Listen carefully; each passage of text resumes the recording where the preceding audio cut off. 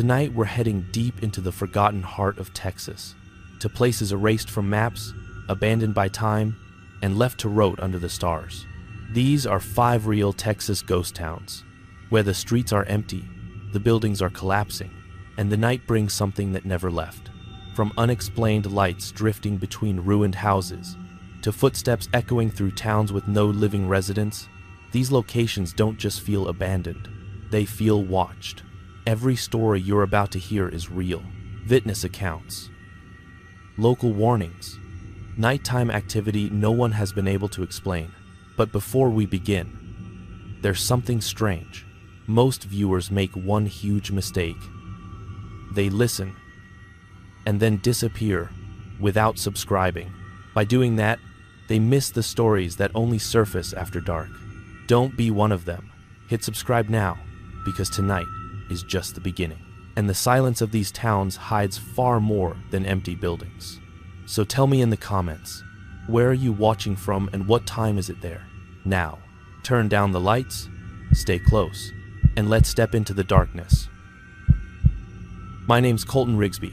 I'm from Toya Flats out past the Pecan windbreaks, and I work as a night shift pump tech on a little pipeline station that sits where the county stops pretending it's paved. Listen, I know how this sounds. I know. I'm not trying to sell you anything. I'm behind my trailer right now because my wife's asleep, and I don't want her hearing me say it out loud again. Because when I say it out loud, it comes back sharper, like it's right over my shoulder. It is 3 in the morning on my phone, and my screen's cracked right across the middle, and I keep wiping it like that's the problem. That night I had 2 eggs and a piece of toast, because that's what we had, and I poured the coffee too strong because I knew I had the late run and I didn't want to get sleepy on the drive.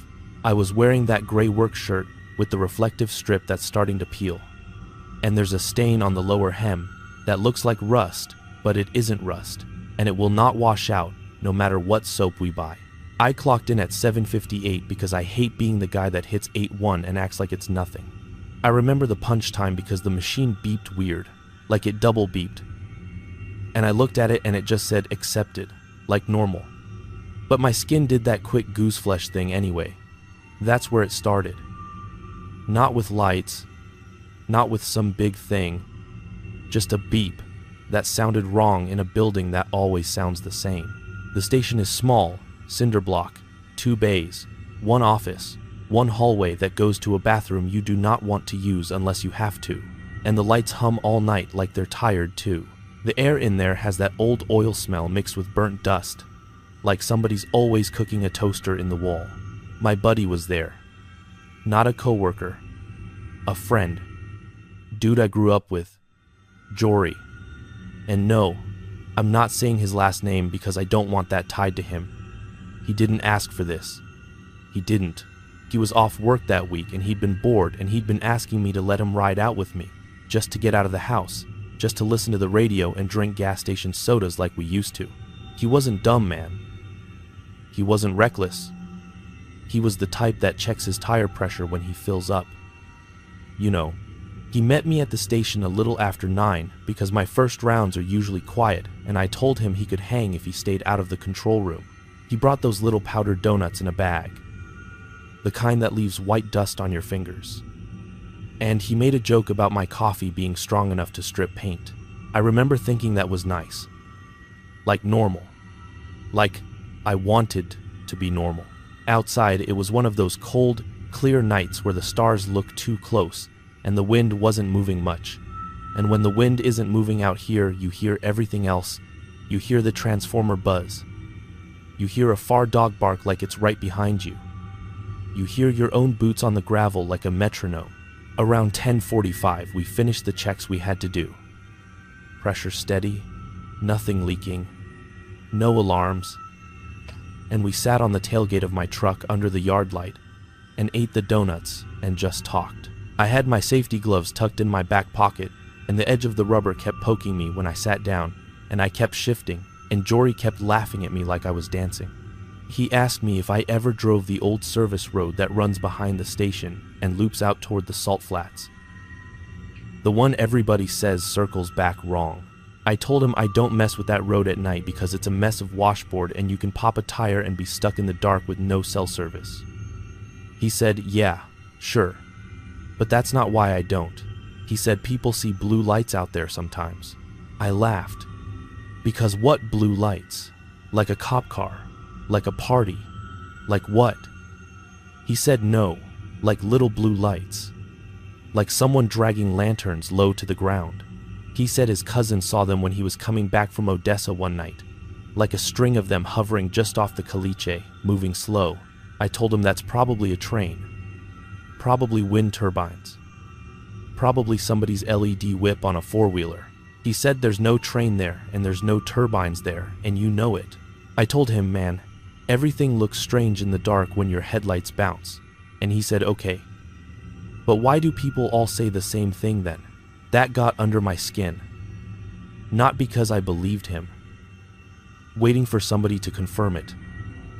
I got up and went back inside and washed my hands because the donut sugar felt gritty.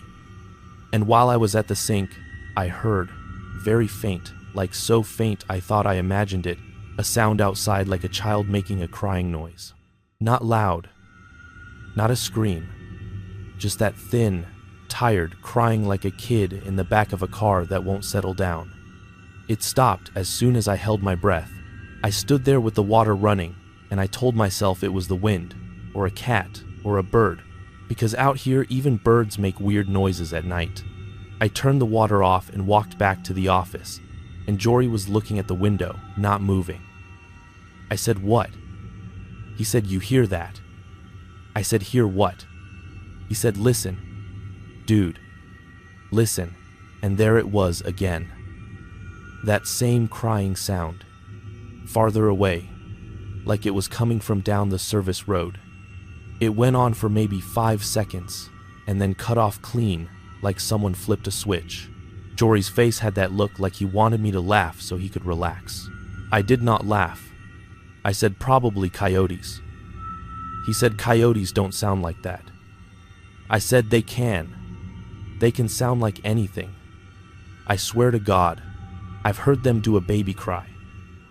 He said, okay, sure, but the timing. Man, the moment he said timing, the yard light outside flickered once, just once.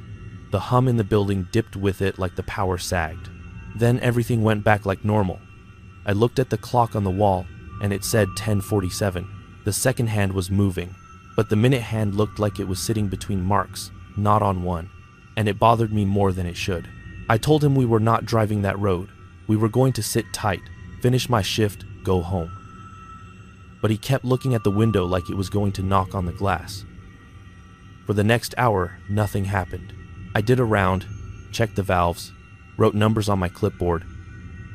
At 11:59, my phone buzzed with a notification that didn't load because the signal in the building is spotty. I looked at the screen and the crack made the notification look split into 2 lines. I swiped it away. When I looked up, Jory was standing by the door again. I said, go sit down. He said, come on. Just a quick look. Just to shut me up. Just drive to the first bend and back. I told him no, because if we go looking for weird lights, we're going to find something we can't explain, and then you can't unfind it. He laughed a little and said, that's not how it works. I said, I'm telling you. I'm telling you. I don't want my brain doing that thing where it fills gaps. He said, you're acting like an old lady. I told him I'm acting like a guy who has to get up tomorrow and pay bills. He said, please. He didn't say it like a dare. He said it like he needed it. That's what got me. I don't know why, man. I wish I could point to one clear choice and say that's where I messed up. It was just that he looked tired and bored and hopeful all at once, and I thought, it's a dirt road behind a pump station. What is the worst that can happen? We roll our eyes and come back. So I grabbed my keys and I told him 10 minutes, and he grinned like a kid. We walked out into the yard and the cold hit my teeth. The sky was clear enough you could see the Milky Way like a faint scratch. The station yard is fenced with chain link and the gate squeaks, and I hate that squeak. I opened it and it squeaked anyway. We got in my truck and the cab smelled like old work boots and the air freshener my wife hates. The dash clock said 12:03.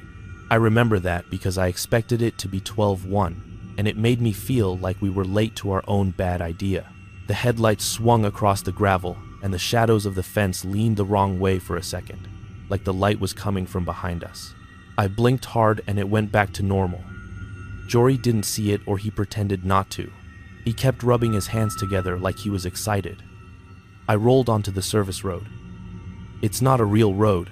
It's two pale tracks through scrub, with calichy patches and ruts, and the brush comes close enough to slap your mirrors. The first 100 yards are straight, then it bends left around a low rise. I drove slow because the washboard makes your teeth chatter. We didn't talk for a minute, just the tires crunching and the engine idling low, and the heater fan clicking. Then, right before the bend, the radio popped with static. Not full static, just one sharp burst like someone snapped a finger in my ear. I hit the volume knob and it did nothing. Jory said, "What station is that?" I said, "It's just the same one. It does that out here." He said, "No. Listen." The static burst again. And inside it, I swear to God, inside it was that crying sound. The same thin child crying, but chopped up, like it was being played through a broken speaker. I turned the radio off. The cab got quiet enough I could hear Jory's breathing. He said, "Okay." I said, "Okay, what?" He said, "Okay, that's weird." I said, "It's just interference." He said it sounded like a kid. I said, "I know what it sounded like." I kept driving. We hit the bend, and my headlights swept the brush. And for half a second, the road ahead looked longer than it should, like the bend opened into a straightaway that wasn't there. Then it snapped back to the usual little stretch that ends at the next rise. Jory let out a laugh that wasn't real. He said, "Dude, I thought that went on forever." I did not answer. I drove to the top of the rise where the land flattens out and you can see the low salt flats in the distance like pale patches. I stopped. The truck rocked as it settled. I killed the engine. The silence out there is not normal silence. It has pressure. You can feel it in your ears. I said, "We looked, we're done." Jory said, "Wait." He pointed out the windshield. At first I saw nothing but brush and starlight. Then I saw it. Low and far. A little blue glow. Like a tiny LED, hovering just above the ground. Then another one to the right. Then another. They weren't bright like headlights. They were soft, like blue embers. They drifted. Slow. And the way they moved made my stomach flip because they moved like something trying to be careful. Jory whispered. I knew it. I told him, "Don't get out." He said, "I'm not." He leaned forward, face close to the glass. The blue lights moved in a line, not straight, like a loose chain, and they came closer by inches, not yards, like they had all the time in the world. I turned my key to start the truck again, but before the engine caught, one of the lights dropped. It did not fade. It dropped like it hit the ground, and then it moved along the ground, crawling like it was pulled by something low. I felt my hands go numb on the steering wheel. Jory made a small sound like a laugh swallowed wrong. He said, "They're on the ground." I got the engine started, and I put it in reverse because I didn't want to turn my back to the dark ahead. I know that sounds stupid, but it was instinct. Like backing away from a barking dog. The tires crunched, we rolled back a few feet, and the blue lights stopped moving for a beat, like they noticed. Then they changed. That's the part that I keep replaying, and it makes my throat close up. They didn't get brighter. They didn't rush. They just arranged themselves, one after another, into a shape that made no sense, like the outline of two shoulders and a head, but wrong proportions. Like someone drew a person from memory but never saw one up close. And the shape wasn't solid. It was those little blue points, floating, with darkness between them. Jory said, "Man." He said, "Man, that is a person." I said, "It's not." Even while I said it, I knew it was a lie because the points were too steady, too precise, like they were pinned in place by invisible nails. The crying sound came back, not from the radio, not from outside the truck, but like it was inside the cab. like it was coming from under the dashboard. My chest seized. I slapped at the glove box because my brain thought the sound had a switch. Jory shouted, "Turn the lights on, like the dome light, like that would fix it." I hit the dome light and it came on weak and yellow and made the cab feel smaller. In the yellow light, Jory's face looked gray. The blue points outside shifted again, and more points appeared, popping on in the dark like someone lighting candles one at a time. They formed two more shapes, spaced out across the road ahead, blocking it like three people standing shoulder to shoulder. Except their feet were not where feet should be. Their lower points were smeared along the ground like they were leaking. I put the truck in drive. I turned the wheel to swing around, to get back the way we came. And the moment my headlights moved off the center road, the land outside changed. I don't have better words. The brush line was wrong. The rise behind us was gone. The road back was not there. My headlights showed flat open ground where there should have been a bend and scrub in the fence line far off. It was like we were in a different spot entirely, like the truck got picked up and set down in a field that looks similar but isn't. I said I know it's not. I hit the gas anyway. Because what else do you do? You sit there and stare. The truck bounced over ruts, and the blue shapes did not chase. They did not run. They just stayed in my side mirror for a second as we angled away, and then the mirror showed nothing but darkness. I kept driving straight because I couldn't find the tracks. My headlights kept catching little pale markers in the dirt like tire prints. But they weren't my tire prints. They were too narrow, too close together, like someone walked a bicycle through the dust. Then they repeated. The same two narrow tracks, the same little scuffs, over and over, crossing our path at the same angle, spaced perfectly like a pattern stamped by a machine. Jory said, "This is a loop." I said, "No, we're going straight." He said, "No. Look at the mesquite on the left. It's the same one." Or it was one exactly like it, with a white scar on the trunk shaped like a hook. We passed it again 30 seconds later. Then again, the same hook scar. The same little pile of rocks at its base. I swear to God, dude. I swear to God. I slowed down and my headlights swept the ground and I saw my own tire tracks. Fresh. Crossing our path, then crossing again. Layered like we'd been driving circles for an hour. But we had not. The dash clock said 12:07. That is 4 minutes after we stopped. 4 minutes. My mouth went dry like cotton. Jory said, "Don't stop." I said, "I'm not stopping." He said, "Call somebody." I grabbed my phone and it had no service, just the little empty bars. I threw it onto the seat. The crying sound started again. But now it wasn't one child's sound. It was like two, then three. Overlapping, like a chorus, trying to imitate crying and not quite getting it right. He said, "Make it stop." I said, "I don't know how." The truck hit a hard rut and the glove box popped open and my paperwork slid out, pages fluttering. It was my round sheet, the one I fill out every night. A line of numbers repeated in the margins, the same sequence over and over, like 0307, 0307, 0307. I snatched it up, and I said I didn't write that. Jory said, "You did." I said I did not. He said, "It looks like you're writing." I said, "I know it does." I tore the page in half with shaking hands and the tears sounded loud as a gunshot in that cab. The moment the paper tore, the crying stopped. Like someone took their finger off a button. The silence that followed was worse. In the silence, I could hear a faint tapping sound on the outside of the truck, like fingers on metal, but too steady. Tap, tap, tap, tap, the same spacing, the same rhythm. Perfect. I turned my head and looked out my window and I saw a blue point right there, right next to my mirror, hovering inches from the glass. It wasn't a bulb. It wasn't a reflection. It didn't flare when I moved my head. It stayed the same, steady, calm, like an eye that doesn't blink. I jerked the wheel and the truck fishtailed in the dirt. The blue point slid along with us, keeping pace, like it was attached. Jory started saying my name over and over like a prayer. I hit the brakes and the truck stopped hard. The blue point stopped. Then another point appeared beside it. Then another. They arranged in a little curve, like a mouth, and the tapping on the metal matched my heartbeat.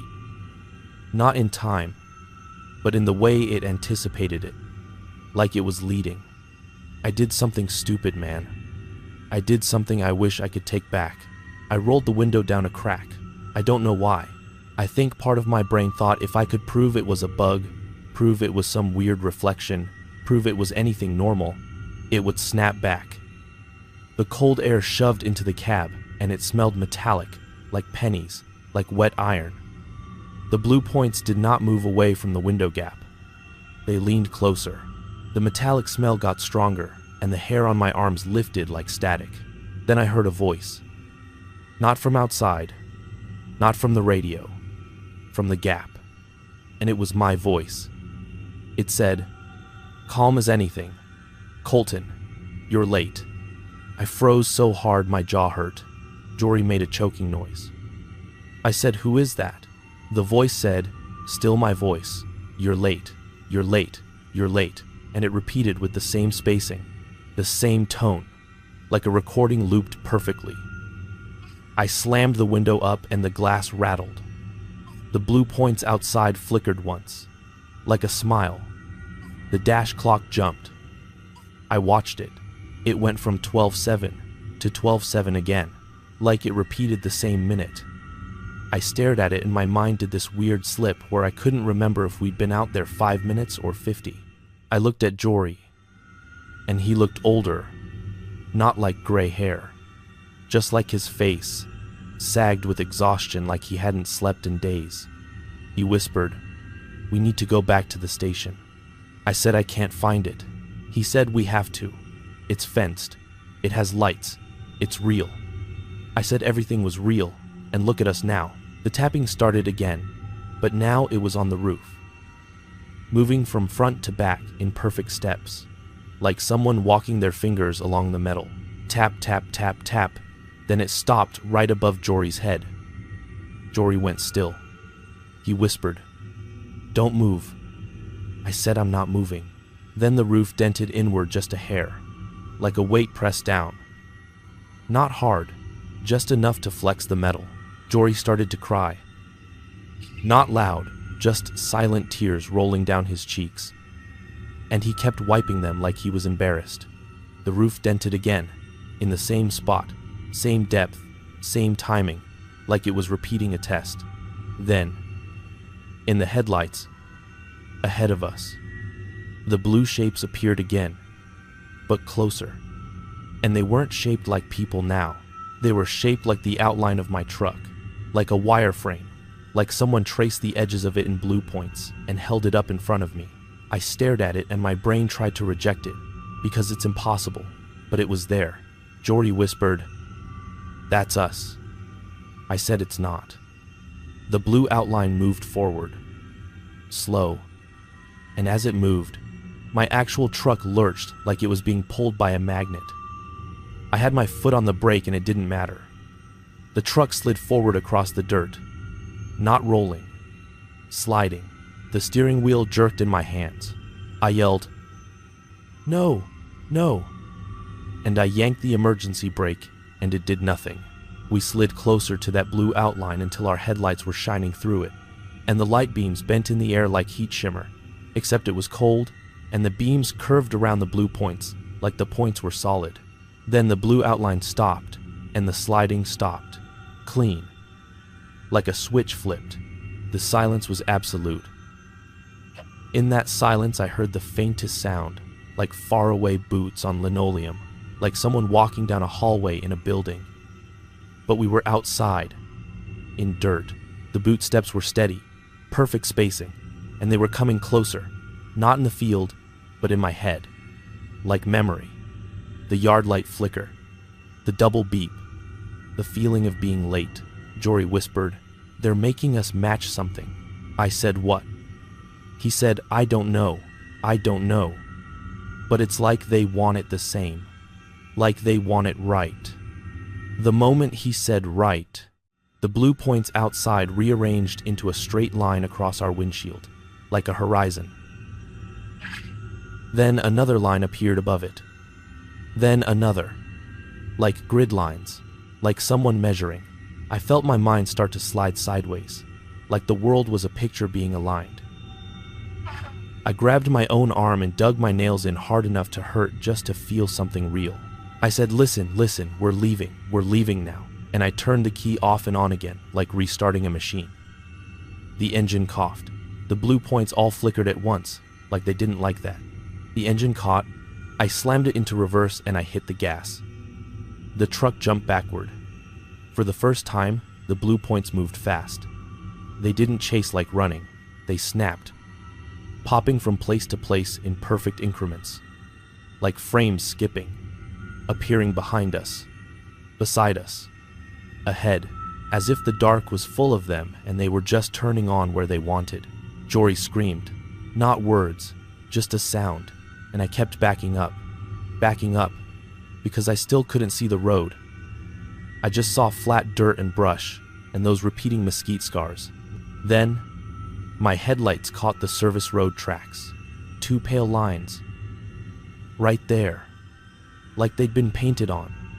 And I swung the wheel, and I found the road, by luck or by mercy. I don't know. I drove forward hard, tires bucking, and I did not look in the mirrors.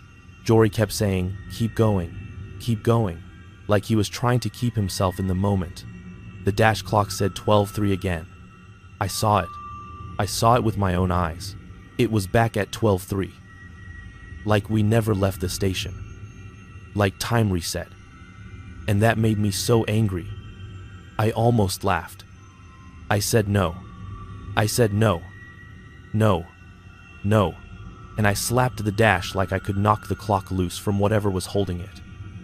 We hit the bend. The road straightened. The station yard light appeared ahead like a little moon. I have never been so relieved to see a chain link fence. I pulled into the yard so fast the gravel sprayed. I didn't stop at the gate. I just bounced over the lip and parked crooked near the building. I killed the engine and the silence came back, but it felt normal again, like ordinary night silence. The yard light hummed. The building lights glowed. The world had edges. Jory was shaking so hard his teeth clicked. I got out and the air smelled like dust and oil, not pennies. I walked around the truck with my flashlight, because I had to prove something. I had to. There were handprints on the hood. Not greasy, not dirty, just faint impressions in the dust, too many to count. Small, like child hands. Arranged in a pattern, evenly spaced, like someone pressed them down with a stamp. I rubbed one with my thumb and the dust wiped away, and underneath the paint looked normal. No scratches, no dents, but the print stayed as a clean outline like the dust refused to settle there. My stomach turned. I went to the roof, and there was a dent above the passenger seat. Shallow, the exact size of a palm pressing. Jory got out and he saw it, and he started sobbing like he'd been holding it in, and now he couldn't. I told him, breathe. You're okay. We're okay. He said, we're not okay. He kept saying, we're not okay. And each time he said it with the same timing, the same tone, like he was trying not to, but he couldn't help it. That's when I noticed my own breathing was doing it too, in a pattern. Inhale, pause, exhale, pause, perfect spacing. I forced myself to cough just to break it. We went inside and I locked the door, even though it's just a cheap lock and it wouldn't stop anything if something wanted in. But it made my hands feel like I did a thing. The clock on the wall in the office said 10:47. Jory said that's not possible. I said, I know. I looked at my phone. The time on my phone said 10:47. The notification I'd swiped away was back on the screen. Split by the crack. Unread. My round sheet was on the desk like I never touched it, not torn. I picked it up and the numbers were not written on it. Blank margins. I felt like I was going to throw up, but I didn't. Jory said we have to leave. I said I can't. He said why? I said because If I leave my post and something happens and they check the logs, I lose my job. And if I lose my job, we lose the trailer. And if we lose the trailer, we got nowhere. I heard myself say it and I hated myself for it. But it was true. Man, it was true. Jory looked at me like he didn't recognize me, like the fear changed the shape of my priorities and he couldn't stand it. He said, "You're choosing this place over us." I said, "I'm choosing my life." He said, "This is not life." He was right, but I still stayed. That's the part that burns. I told him he could go home. I'd call him in the morning. I'd explain. We'd laugh about it. We'd figure it out. He shook his head. He said, "I'm not driving alone." I said, "Then sit inside till my shift ends." We sat. The hum of the lights filled the corners. For a while, nothing happened. Then at 11:59, the yard light flickered once. He whispered, "It's starting again." I said, "No." I said, "No, we're not doing it again." The radio, which was off, popped with static. In the static, a voice. My voice. Calm. Said, "Colton, you're late." I stood up so fast my chair fell over. I ran to the window and looked out and the yard was empty. Normal. Fence, gate, gravel. No blue lights, no shapes. Just ordinary darkness beyond the fence. But the gate was open. I know it was closed because I closed it. It was open just enough to show a black gap like a mouth. Jory whispered, "We didn't open that." I said, "I know." I walked to the door, grabbed the handle, and I stopped because I felt it. That pressure. Like someone watching me from just outside sight. Not a body. Not a face. Just attention, heavy, patient. I backed away. Jory said, "What do we do?" I said, "We do nothing. We stay in the light. We wait it out. We do not match it." I don't know where that came from, but it felt true. Like the only way to fight a pattern is to break it. Jory nodded like he understood. The crying sound started again, faint, far, down the service road, and it went on longer this time, like it was getting better at being a child. Jory's hands shook. I said, "Don't listen." He said, "I can't not listen." The crying cut off. Then a new sound came, from outside, from the gravel, slow boots crunching, one step at a time, perfect spacing, crunch, pause, crunch, pause, coming toward the building. Jory backed up until he hit the wall. I stood in the middle of the office like that mattered. The boot steps stopped right outside the door. The doorknob did not rattle. Nothing tried to come in. The silence held for a long moment. Then, from the other side of the door, a voice spoke, and it was Jory's voice, not mine, Jory's, saying, "Hey, open up, it's cold out here." Jory made a sound like he'd been punched. The voice, still Jory's, said. Then it laughed in Jory's laugh, that little snort he does when he tries not to laugh. Jory covered his mouth with both hands to keep himself from making any sound. The voice outside went quiet. Then it said, in a different voice, softer, like a kid, "Please." The word "please" stretched just a hair too long, like it didn't know how to end it. My skin went cold. I stared at the door. The doorknob slowly turned. Just a little, like someone testing. It stopped. Turned again the exact same amount. Stopped. Again. Same amount. Same timing. Pattern. I squeezed my eyes shut and I counted my breaths wrong on purpose. I forced an extra inhale, then held, then exhaled too long. And I felt stupid, but I did it. Jory was doing it too. I could tell. The doorknob stopped turning. The pressure outside shifted, like irritation. Like a person tapping their foot when you don't answer fast enough. Then the boot steps started again, moving away from the door. Crunch, pause, crunch, pause, down the gravel, away from the light. Jory slid down the wall and sat on the floor like his bones gave up. He whispered, It wants us to do it right. I said yes. I said, and we're not going to. The rest of the shift went like that. Little tests. The yard light flicker. The radio burst. The wall clock skipping back 1 minute. My phone showing a notification I already swiped away. Every time, it was precise, repeated, like it was checking if we'd fall into it. We did not open the door again. We did not drive the service road again. We stayed in that humming light until my shift ended, and when the sun started to pale the horizon, the pressure eased. Like whatever it was, didn't like daylight, or didn't need it. At 7:58, the clock beeped accepted when I punched out. Same weird double beep. I froze. Jory looked at me and his eyes were red and dry like he'd cried all night without tears left. We walked out together. The yard gate was closed. The gravel looked undisturbed. No handprints on the hood. No dent in the roof. I wanted to scream because the evidence was gone. And without evidence, you start wondering if you're the problem. I drove Jory home in silence. When we got to his place, he didn't invite me in. He just stood by my window and he said, "Don't go back there." I said, "I have to." He shook his head. He said, "Then you're late."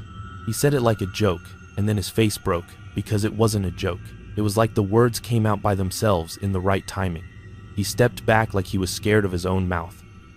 I drove home and my wife was making breakfast, and the smell of toast made my stomach turn. She asked why I looked pale. I said I didn't sleep. I went to the sink and I washed my hands and I stared at my work shirt hanging on the chair. The stain was darker than before, like it spread a little, like a bruise. That night, when I went back for my shift, the station was normal. The lights hummed. The machine beeped normal. No crying. No static. I told myself it was over. I told myself it was stress. It was fatigue. It was the dark messing with two bored guys. I told myself that for 3 weeks. Then one night, at home, at 12:03, my kitchen light flickered once. Just once. The hum of the fridge dipped. My phone buzzed with a notification that didn't load. And from the living room, where nobody was sitting, I heard, very faint, like under the floor, a child crying in perfect 5-second bursts, stopping clean every time. I stood there with my hands on the counter, and I waited for it to be a coyote, a pipe, a dream. It wasn't. It did it again. Same length, same timing, like it was checking if I remembered. I don't drive that road after midnight anymore. I don't even like being in my own kitchen at 12:03. And the worst part, the part I can't tell anyone without them looking at me different, is sometimes when I'm alone, I catch myself breathing in that perfect pattern, and I have to cough to break it, and I swear to God it feels like something out there is listening for me to get it right. My name's Rylan Mercer. I'm from the backside of Carrizo Springs, where the old produce sheds sit quiet, and I work as a mobile refrigeration mechanic. Listen, man, I am not doing a story. I am telling you what happened. And my hands are shaking so bad I keep tapping the screen wrong. I swear to God I am trying. I have not slept right since. That morning I ate 2 eggs and a tortilla with hot sauce, drank coffee that tasted like pennies, and I wore my faded gray work shirt with my last name stitched crooked on the chest. And there is still a brown smear on the cuff from that day that will not wash out. I have tried. It just spreads like it is part of the fabric now. I left my trailer at 5:38 because I had a call out past the ranch roads. A walk-in cooler down at a little mom and pop meat place that never shows on the maps unless you zoom in like you were looking for a secret. And my dispatcher, Lita, she said, "Rylan, you're the only one awake. You're closest. You take it." I said, "It's not even daylight." She said, "The owner's on the line. He's losing product. Just go." I punched in on my phone at 6:11. I remember because the app froze like it always does and I had to hit submit twice. And I remember thinking how quiet it was outside, like the air was holding its breath. No wind, not even the little rattle of the loose vent cover on my truck cap. Just still, drought, stillness, you know, that kind where even the mesquite looks tired. I loaded my gauges and my nitrogen bottle, checked my tool bag, grabbed a new roll of butyl tape because I kept telling myself this is just a seal, just a leak, easy money, be home by lunch, and that's the part that makes me mad now. How normal I was being, like I was protected by routine. I drove south and then west off the highway, onto that 2-lane that turns into nothing, and then onto Caliche where the tires sound like they're chewing rocks. The sun was up, but it looked wrong, like it was bright and still flat, like a picture, and the sky had that pale, washed-out color you get when there's dust in the air and no breeze to move it out. I had 1 bar of signal and it kept dropping, so my music cut out. And I remember that too, the sudden quiet in the cab, just my engine and my own breathing.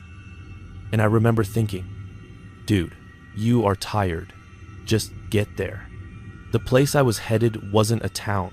It was like a cluster of buildings that used to be something, and now it was mostly empty. A meat shop, a feed store that looked closed, a little row of houses behind it that didn't look lived in, and an old motel shape in the distance like a block of shadow.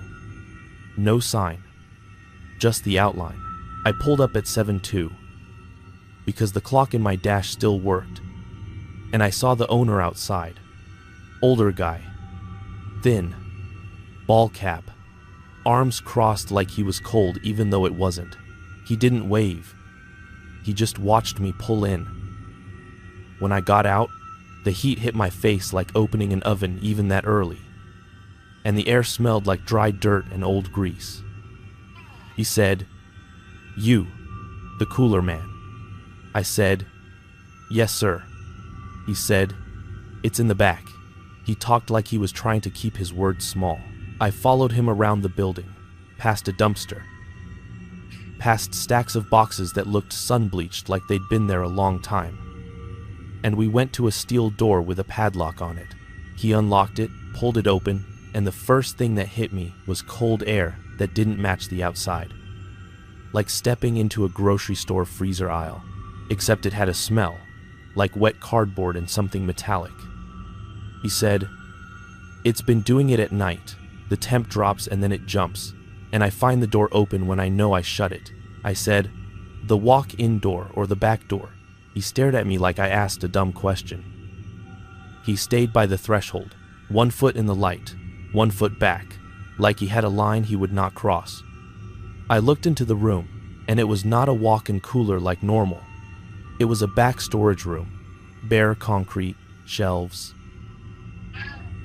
A second door inside that led into the actual cooler. There was also another door to the left that I assumed went to a small office or a broom closet. The wrong detail was tiny at first, and I almost missed it, but I keep replaying it. So listen, the hinges on that left door were on the wrong side for how the door opened. It was like the door was hung backwards, but the knob placement didn't match that either. I stared at it and my brain did that thing where it tries to fix it for you. Tries to make it make sense. And I looked away. I said, "You want me to look at that door too?" The owner said, "Don't touch it." He said it fast, like a reflex. I laughed a little, not because it was funny, but because that's what I do when people get weird. And I said, "I'm not here to snoop, sir. I'm just fixing your cooler." He nodded like he didn't hear me.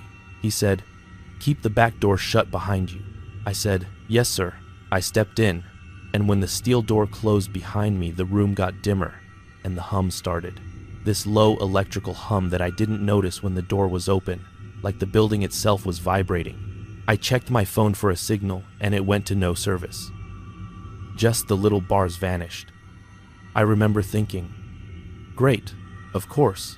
I turned to the cooler door and the gasket looked fine, but the latch had that worn, shiny look like somebody yanks it too hard. I opened it, and the cold hit me. Real cold. And there was meat in there, boxes. And the evaporator fan was running, but it sounded like it was struggling, like the bearings were tired. I set my bag down. I took my temp probe out, I clipped it. I did my normal motions. Man, I was on autopilot. And then I heard a sound behind me. Not in the cooler, out in the storage room. Like a soft tap, like a knuckle on wood. Just once. I leaned out and said, "Sir." No answer. I stepped out of the cooler and the storage room looked exactly the same. Shelves, the other door on the left, the steel back door behind me. But the owner was gone. I called out, "Hey, I need to ask you something about your thermostat." Nothing. The hum was louder now that I noticed it. Like a fluorescent light that makes your teeth hurt. I went to the steel door and tried it. And it opened fine. Bright sunlight. And outside, there was no one. I stepped out, looked around the side of the building, and the parking lot was empty except my truck. No owner in sight. I walked back around to the front, and the front door was locked. I knocked, and nobody came. I said out loud, "Dude, what is this?" Because that's what it felt like. Like a prank. Like he was testing me. I walked back to my truck, grabbed my phone. Still no service. And when I looked at my dash clock, it said 7:02 again. Same exact time as when I pulled in. I stared at it too long, like it would blink and fix itself. I turned the key off and on. 7:02. I opened my phone app. The time on my phone said 7:02. I swear to God. My punch-in log still showed 6:11, but the clock was stuck. I stood there with my mouth open and felt the first real pinch of fear. Not full panic, just that cold pinch behind the ribs, because I know what tired feels like, and I know what anxiety feels like, and this wasn't either. This was like the day itself had snagged on a nail. I walked back to the side door, went in again, and I told myself, "Fix the cooler. Leave. Do not get involved in whatever small-town weirdness this is." I went back into the storage room, and this is where I need you to listen, because this is the part that makes my skin crawl when I'm alone in my own kitchen now. The left door, the one with the wrong hinges. It was open a crack. I know it was shut before. I know because I stared at it, because the hinges were wrong, because it bothered me. And it was shut. Now it was open maybe 2 inches. Just enough to show darkness inside. No light leak, no gap glow. I stood there and said, "No," just like that. I said, "No, no, no," because that was my body talking before my brain could pretend. I reached for it anyway, because I am a working man and I fix things and I open doors. That's my life. And I told myself it's probably a utility closet, and the owner told me not to touch it because it's messy or it's private or he's embarrassed. My fingers hit the edge of the door and it was cold. Cold like the cooler inside. But this was a regular door. It shouldn't be cold like that. I pulled it open another inch, and I smelled something that wasn't mold or dust. It was like the smell you get when you open a new refrigerator. And there's that plastic and metal smell. But older. Like the smell had been sitting in there for years. I did not see a closet. I saw a hallway. Not a room, not a little office. A hallway going straight back, narrow, with plain doors on both sides. And the floor was linoleum, the kind with little speckles like in a school. And the light in there was on, even though there were no visible switches. A pale light that did not flicker but also did not feel like it came from any fixture. The wrongness punched harder then. My mouth went dry. I shut the door fast and stepped back, and I actually laughed again. A short, ugly laugh. And I said, "I forgot to tell you," I said. "Listen, I am not going in there. I am not. I'm just not." And I said it like someone could hear me. I went back into the cooler and tried to focus, checked pressures, checked the thermostat, and everything looked almost normal, except the readings kept drifting like someone was nudging them, not spiking, just wandering, like the system couldn't decide what temperature it was in. I kept hearing soft sounds behind me, and every time I looked out, the storage room was still, and the left door was shut again. That messed me up bad, because I know I shut it the first time, and then I know it opened, and then I know I shut it again. and now it was shut like it had never moved. I started talking to myself under my breath. Little things like, "Okay, you're fine. You're fine. Just do your job." Because I could feel my thoughts trying to scatter. Then I heard footsteps on linoleum, not on concrete. In that storage room, there was concrete. In that cooler, there was textured metal floor. The sound I heard was boots on linoleum, a hollow slap, like in a hospital corridor. And it wasn't outside. It was right behind that left door. One step, then another, then another. Steady, like someone walking with purpose. Not sneaking, not running, just walking down a long hall. I froze with my hand on my manifold gauge. I held my breath. The footsteps stopped, and I heard something like a door latch click, and then I heard a soft scrape, like a chair leg across linoleum. I swear to God I did not move. I stood there in the cold with my chest tight, and in my head I was yelling, "That hallway is not there. That hallway is not there. That hallway is not there." Then the footsteps started again, and this time they came closer, and I could tell because the sound got louder and the air in the storage room changed, like pressure, like the door seal was breathing. I leaned my face toward the cooler opening, and I watched that left door through the crack between the cooler door and the frame. The left door did not open. The steel back door did not open, but the footsteps kept coming. They reached the spot right behind the left door and they stopped, and then there was a pause, and I heard breathing. Not loud, not panting, just someone standing very close to the door breathing through their nose. Slow and calm, like they had all the time in the world. I whispered, "Hey." My voice came out thin. I said, "Sir, is that you?" I said louder, "Sir, I'm working back here." The breathing kept going, and then, man, dude, I swear to God, I heard my own voice from the other side of that door, like a recording, like someone doing me. It said, "My name's Rylan Mercer. I'm from the backside of Carrizo Springs where the old produce sheds sit quiet, and I work as a mobile refrigeration mechanic." Same words I said to you at the start of this. Same rhythm, like it was reading it off a card. I felt my stomach drop like an elevator. I backed deeper into the cooler and my heel hit a box, and it made a small sound, and the breathing stopped instantly, like a switch, and for a second everything was silent except the fan. Then I heard a single knock on the cooler door from the outside, one firm knock like someone making sure you are there. I did not answer. I don't know why I didn't answer. I just couldn't. I stood there, and my eyes burned from not blinking. 2 knocks this time, patient. Then the latch on the cooler door moved. Not fully, just a small rattle like someone testing it. I grabbed the inside handle and held it. And I remember thinking, this is how people get trapped. This is how it happens. And my brain tried to show me a headline, and I shoved it away. I said, "I'm telling you. Listen." I said, "I'm leaving. Okay? I'm leaving. Because I needed my own voice to exist." The latch stopped moving. I waited a long time. I don't know how long, because time was doing that thing. It felt thick, like syrup. I pushed the cooler door open fast and stepped out. The storage room was empty.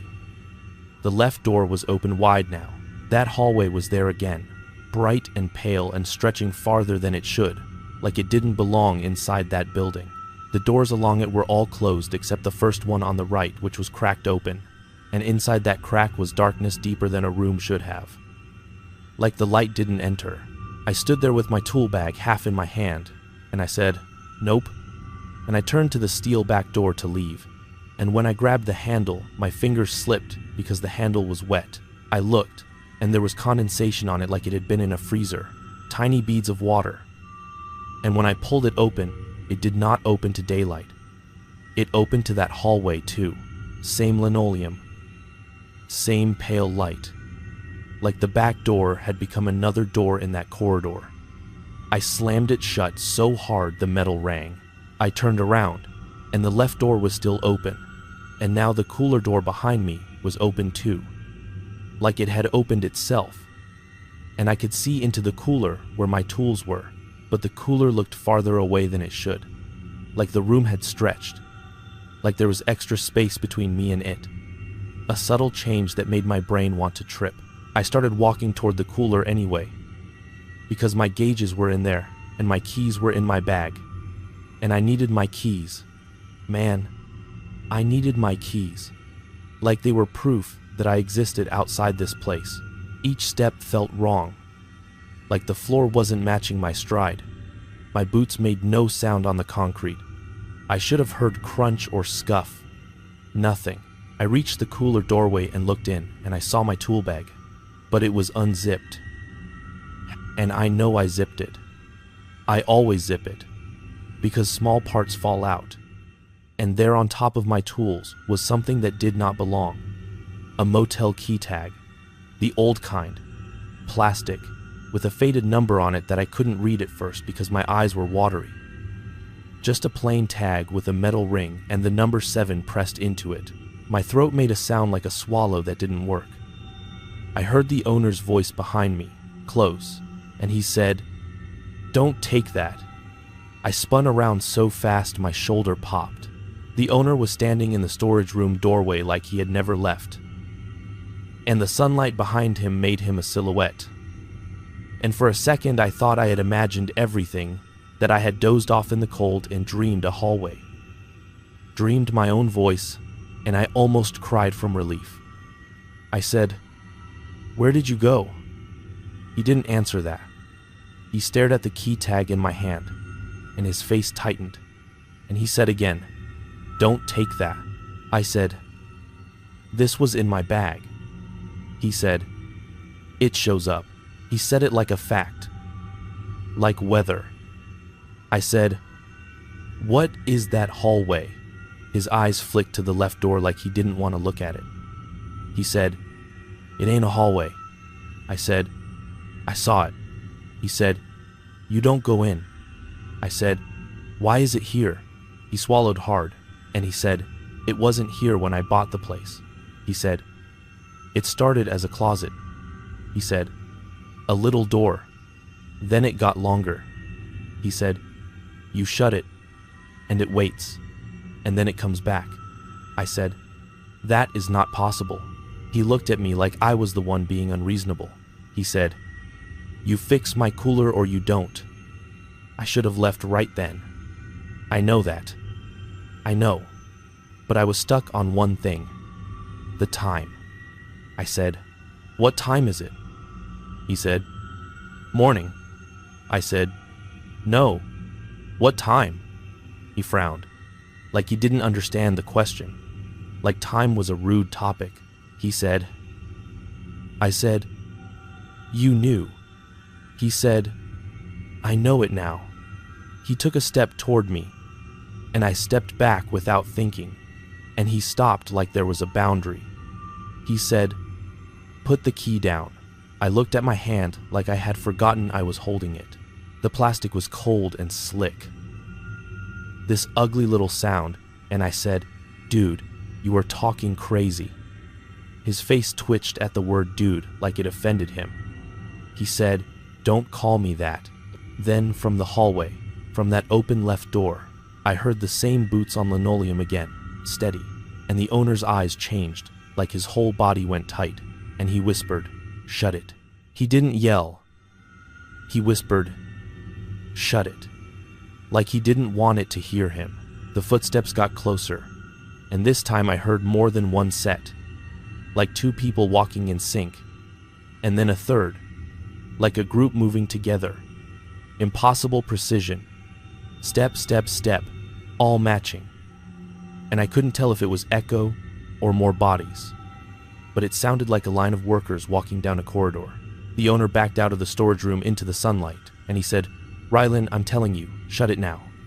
And his voice cracked on my name, like he didn't mean to know it. I turned and ran to the left door, and I grabbed it and I shoved it shut.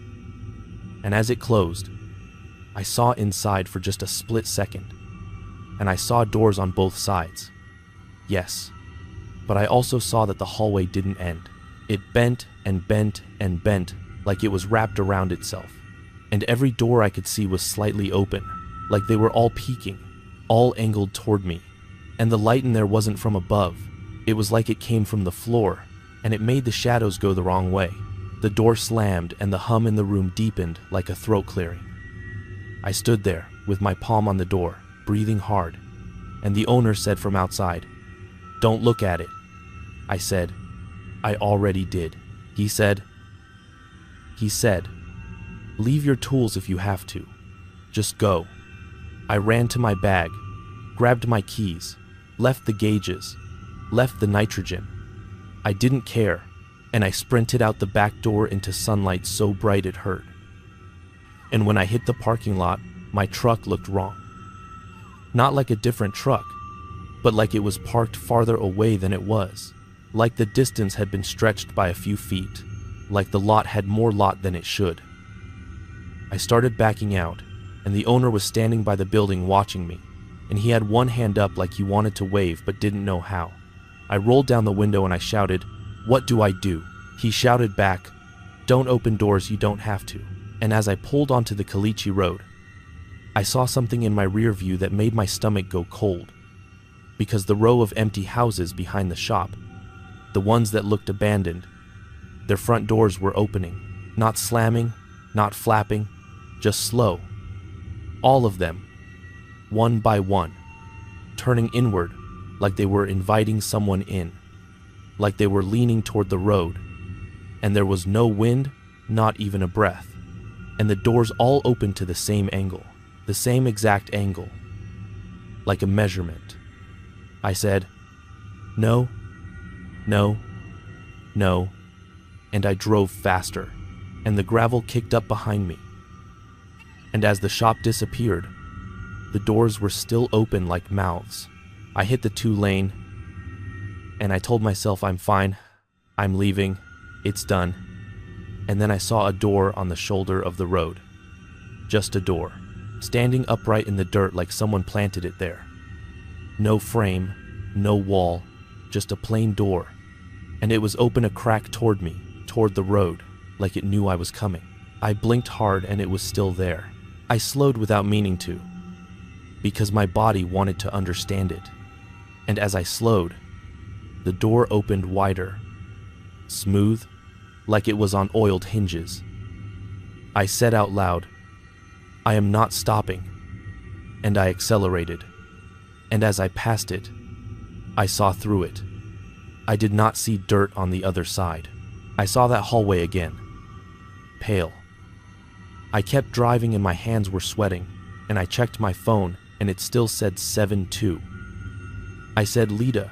I tried calling, and of course no service. And I started to feel like I was trapped in a loop that didn't care about roads. I drove 10 minutes, maybe, and I saw another door on the shoulder, different style, like a motel room door, and it was already open toward me, like it had been waiting with its eye on the road. I swerved a little, and then I saw another, and another, spaced out like mile markers, all angled toward me, all opening as I approached. And every time I looked through the gap, I saw that same hallway, and the boot sound started in my head. Step, step, step. Like it was keeping pace with my engine. I started talking fast. I started pleading with nobody. I said, "I don't want it. I don't want any of it." I said, "I'm just a cooler guy. I'm just trying to work. Please." And I know how that sounds. Man. But I was out there alone with doors growing out of the dirt like weeds, and the sun was up and it still felt like midnight inside my ribs. Then, the road changed. I don't mean a turn. I mean the road surface changed from asphalt to that pale speckled linoleum. My tires didn't bounce, they didn't thump, they went quiet, like rubber on smooth floor, and for 1 second my brain refused it. Like it was teasing me, like it was letting me taste it. The one I passed miles ago. Like it was right there behind me. Same spot, same angle, And that's when I understood the worst part. That the distance wasn't distance anymore. It was like the place was rearranging itself when I wasn't looking. Like the road was a hallway too, and I was just moving between doors.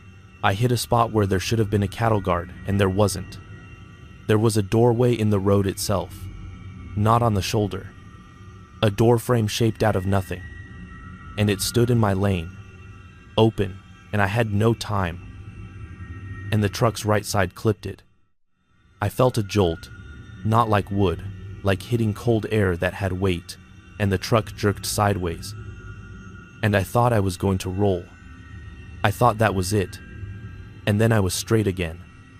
Still driving, still alive.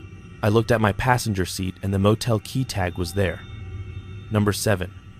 Sitting on the seat like someone placed it gently while I was turning the wheel. I screamed. I did. I screamed. Not words, just sound. And then I started laughing and crying at the same time like my body broke. I grabbed the key tag and I threw it out the window as hard as I could, and it spun in the air and vanished. Not fell, vanished. I kept driving until my gas gauge dropped lower than it should have for how long I'd been out, and my throat hurt from breathing wrong. And then, without any transition, I was back on the highway near a familiar billboard.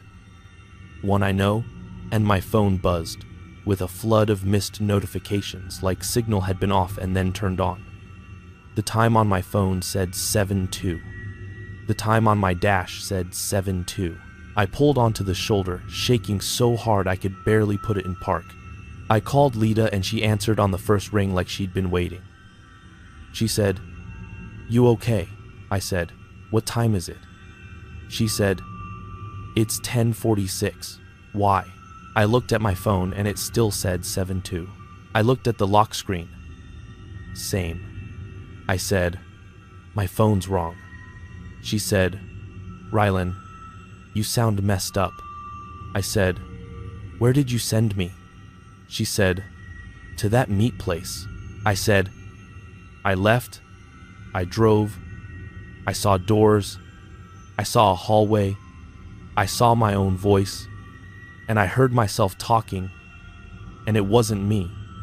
And she went quiet, and then she said, "Rylan, listen to me.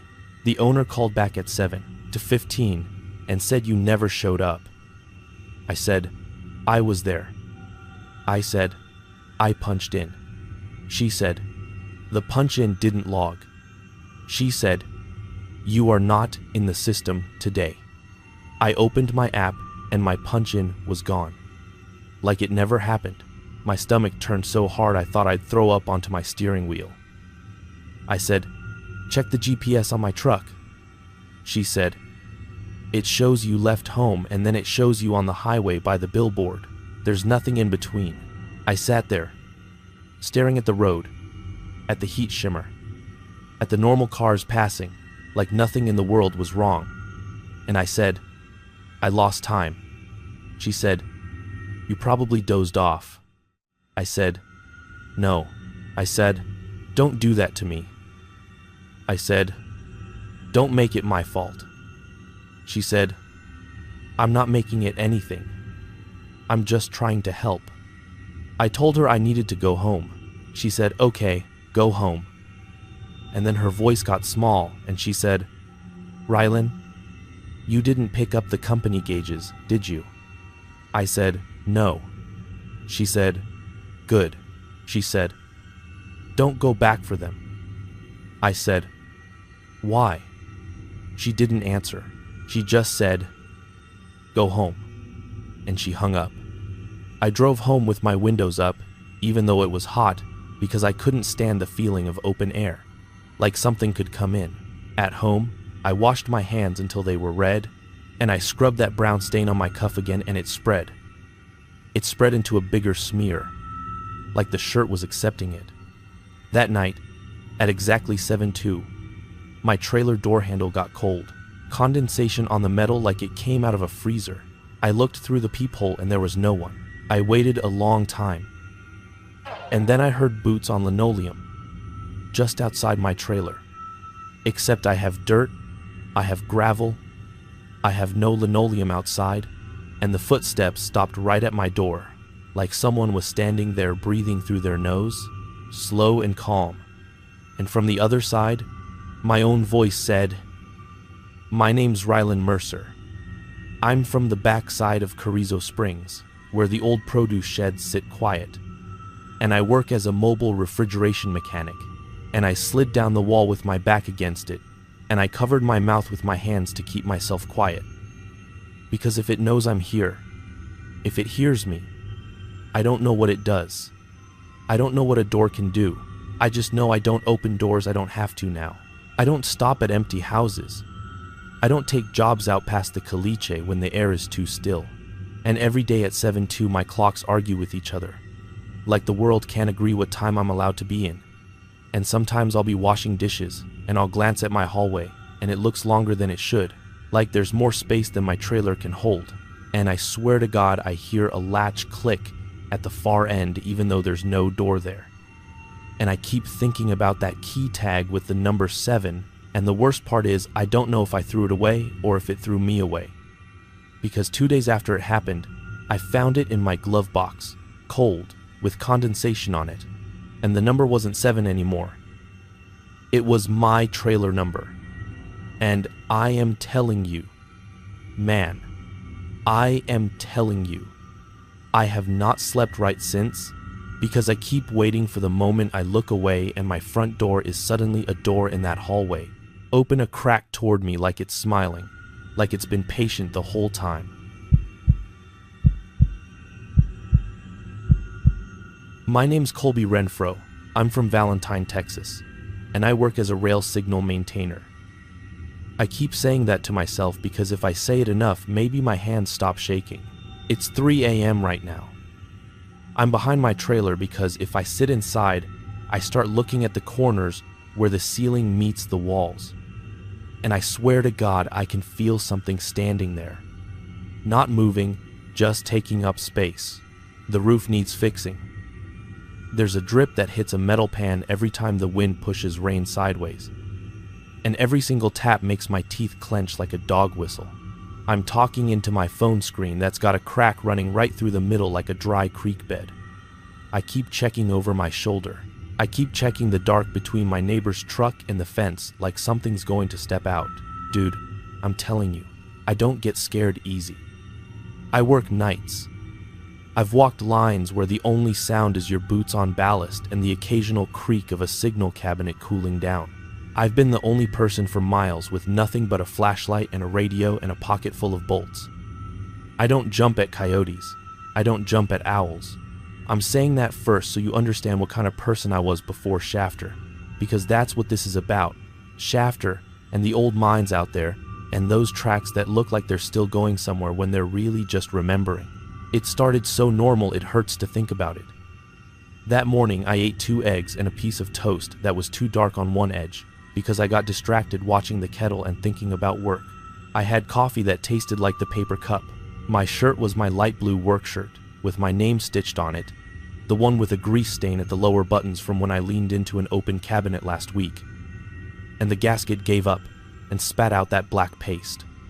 I've washed it 3 times. The stain stayed. It's still there. It's still there right now on the chair next to me.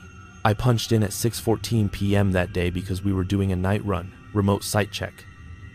The kind you schedule late, so you don't have to stop traffic, and you don't have to argue with anybody about clearances.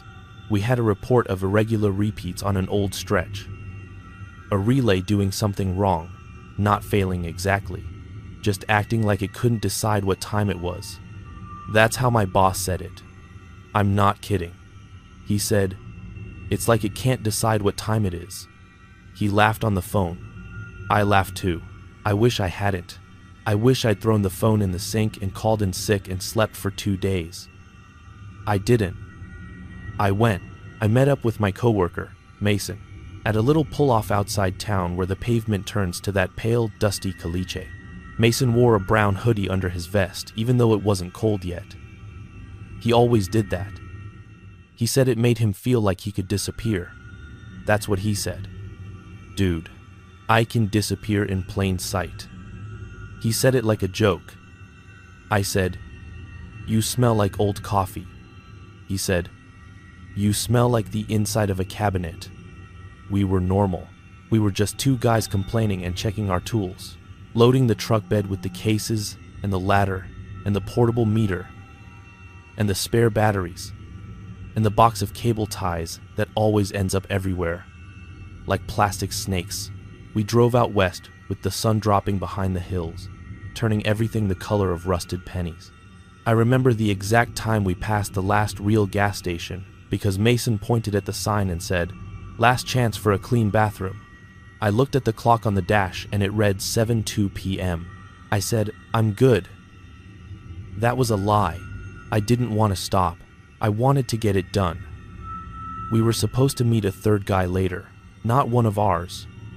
A contractor who knew the mine area and had keys to a locked access gate the company still used for inspections. His name was Trent. I'm telling you that because it matters that we had a local out there, somebody who acted like it was all just dirt and rock and history and not a thing that could reach up and grab you. We got close to Shafter after dark, the kind of dark where the sky still has a deep blue bruise on the horizon and the ground looks like a flat sheet. The road got rough. The truck's headlights cut a tunnel, and everything outside the tunnel didn't exist. We hit that section where the tracks run like a scar beside the road, not the main line, not anything busy, a branch that used to matter. I've worked on lines like that all over. You see old ties, half buried like ribs. You see spikes rusted into the dirt. You see the occasional marker post leaning like it gave up. I said, "This is the spot." Mason said, "Feels like we're driving into a picture somebody forgot to finish." I laughed and told him to stop being weird. He said, "I'm not being weird, I'm being accurate." We pulled into the dirt area near the gate at 8:11 p.m. I know because I wrote it on my log. 2011 arrival. Gate locked. Wait for contact. The wind had that dry smell, like hot dust and old metal. The air was still, but you could hear a kind of faint hum, not electrical, more like the earth itself had a tone. I remember thinking it sounded like a far-off train, even though the rails there weren't meant for that anymore. Mason stood by the hood, arms crossed, looking at the dark. He said, "You ever feel like you're being watched by a place? Not a person. A place." I said, "No, dude. A place can't watch you." He said, "That's what you think. That's what you want to think." Then Trent showed up at 8:27 p.m., headlights bouncing, a white pickup with a dented door and a tool rack. He got out like he owned the dirt under his boots. He shook our hands, looked at our gear, nodded like he approved, and said, "Y'all the signal boys." Mason said, "That's us." Trent said, "I got the keys. We're gonna cut through by the mine access." "It's quicker." I asked, "We camping?" He looked at me like I'd asked if water was wet. He said, "I ain't driving back tonight. We'll set up a small camp by the old grade. Be up early and head out. It's fine. People do it." He said people like that meant it was safe, like the word people could cover anything. I didn't like it. I didn't say that. I just nodded because I'm a grown man and I don't want to be the one who says, "Actually, I don't like the vibe out here." We drove through the gate and down a rough track, the kind that knocks your teeth if you go too fast. The mine area sat out there like a chunk of the world that had been left behind. Old structures, low and dark, silhouettes that didn't feel like buildings, more like shapes the night wore. We stopped near the railway where it bends, where the rails vanish into a low rise and then come back, like a thought you lose and then remember. Trent chose a spot near some scrub and a flat patch of dirt. Trent said, "That's the old ore."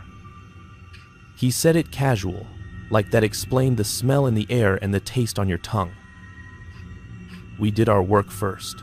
We had to check a cabinet down the line and a repeater box that fed an old signal. The first wrong detail happened on the walk, not at the equipment. I noticed our boot prints in the dust were too crisp. That sounds stupid. Dust is dust. But these were like stamps, like the dirt wanted to keep them. I looked back and saw 3 sets of prints. Mine, Mason's, Trent's, then, and I swear to God, there was a 4th set for about 10 steps, and then it stopped. I stopped walking. Mason said, "You good?" Trent kept going. I said, "Hold on, there's another set of tracks." Mason shined his light and said, "That's probably a rabbit." I said, "Rabbits don't wear boots." Trent turned and walked back like he was annoyed, and he said, "Let me see." He looked. He squatted. He ran his fingers over the print like he could tell the brand of a soul by touching dust. He said, "Probably one of the old guys. Maybe someone came through earlier." I said, "Through a locked gate." He said, "Gates don't keep folks out if they want in." He smiled. Mason smiled too, like it was a joke. I didn't smile. I felt my stomach tighten and I didn't know why yet. We kept walking. We got to the cabinet. The cabinet was fine. That's what makes me mad. The cabinet was normal. The relay clicked like it always does. The meter readings were within the range. The wires were dusty but intact. Mason said, "Looks like a false report." I said, "Or it's intermittent." Trent stood behind us and kept looking down the tracks instead of at what we were doing. "I just don't like having my back to the rails." I said, "Why?" He shrugged and said, "Old habit." Then he added, "Sound travels weird out here." That was the second wrong detail. The sound.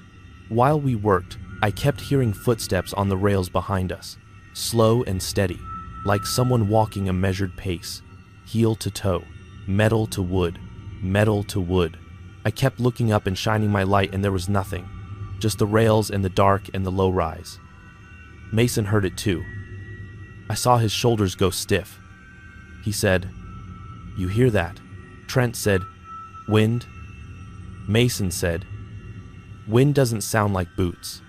Trent said, "Sometimes it does." I'm telling you the way he said it. He wanted it to be wind. He needed it to be wind. I needed it to be wind too. We finished the check and walked back to the trucks. The footsteps stopped when we moved. As soon as we stopped, they started again.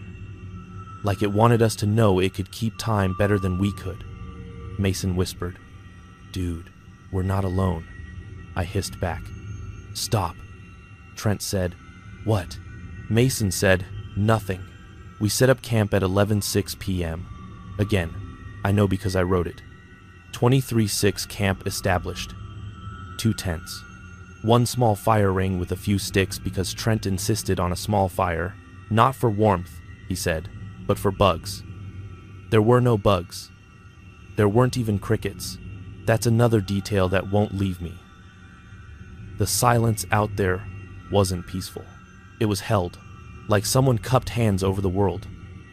We ate cold sandwiches from a cooler and drank water. Trent told stories about the mine like it was a tourist thing, like it was just old work and old money. Mason didn't talk much. He kept looking at the tracks. I remember he said, "The rails look like they're wet." Trent leaned and said, "They're not wet, they're just shiny from temperature swing." Mason said, "They look like someone oiled them."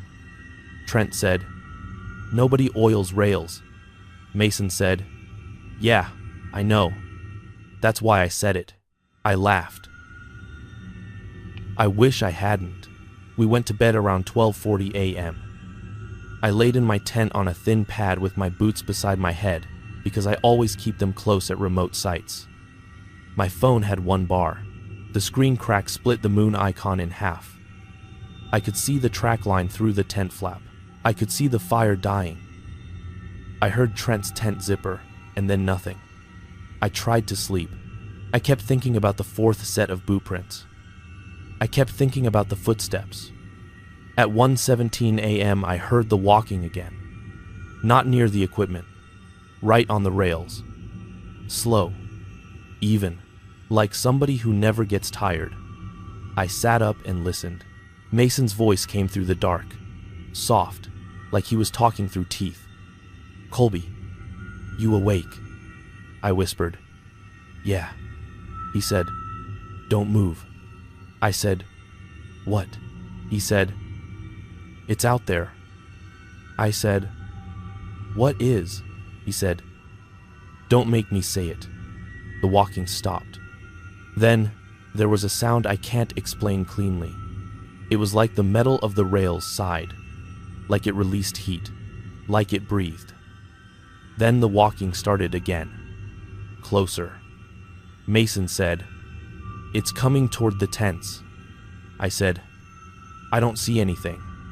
Mason said, "I see it. I see it." I pushed my tent flap open a little, just enough for my flashlight to poke out. I shined it down the rails. The beam hit dust, scrub, the pale ties. It was a figure. Tall. Maybe a person.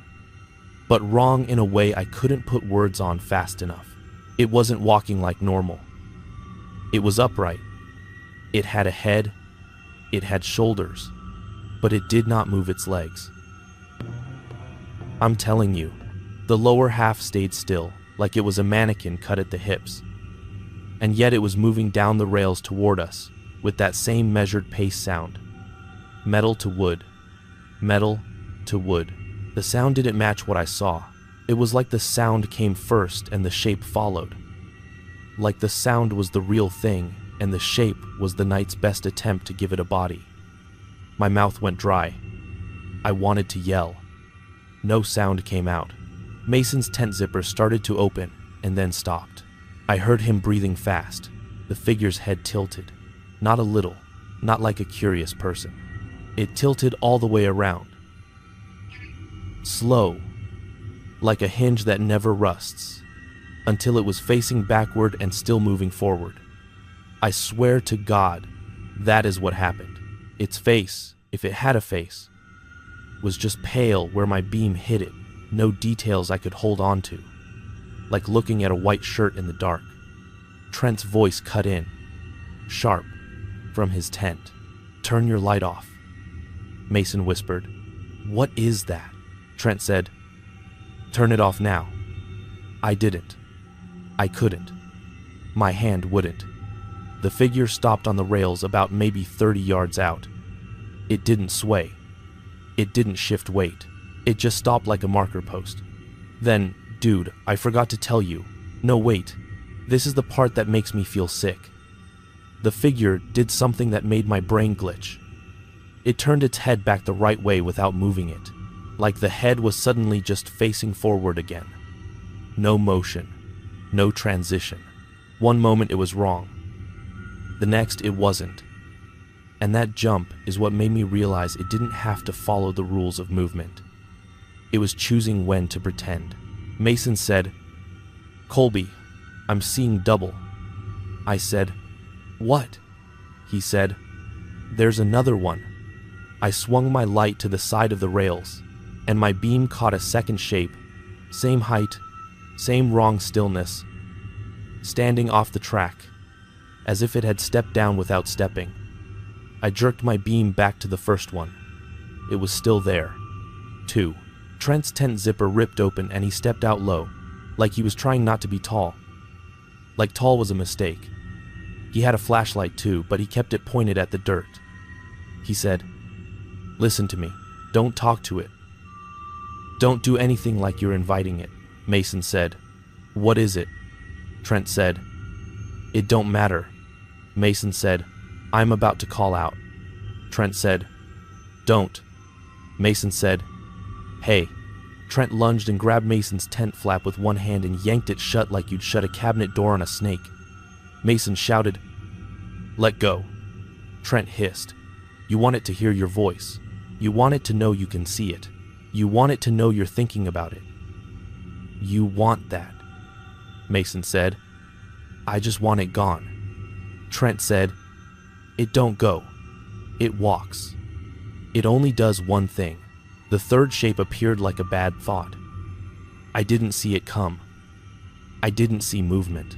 It was just there now, on the other side of camp, near Trent's truck, standing between us and the vehicles. Surrounding. Like they were placed. Like chess pieces. My flashlight beam shook so bad it bobbed across the ground. I remember seeing my own boots beside my head in the tent and thinking, put them on, put them on. Like boots could solve anything. Mason's voice cracked and he said, "Dude, it's like they're wearing the dark." I said, "Shut up." I said it too loud. The closest shape turned its head toward my tent. It didn't look with eyes. It just oriented like a compass needle. Trent whispered, "You did it." I whispered back, "I didn't do anything." He said, "You spoke. You gave it your sound." Mason started crying. I know that sounds like I'm judging him. I'm not. I wanted to cry too. He said, "I'm sorry. I'm sorry. I'm sorry." Trent said, "Stop. Stop talking." All three shapes started making that footstep sound again. Metal to wood, metal to wood. Even though none of them moved their legs. The sound came in a circle around us. It went from one rail segment to another like a loop.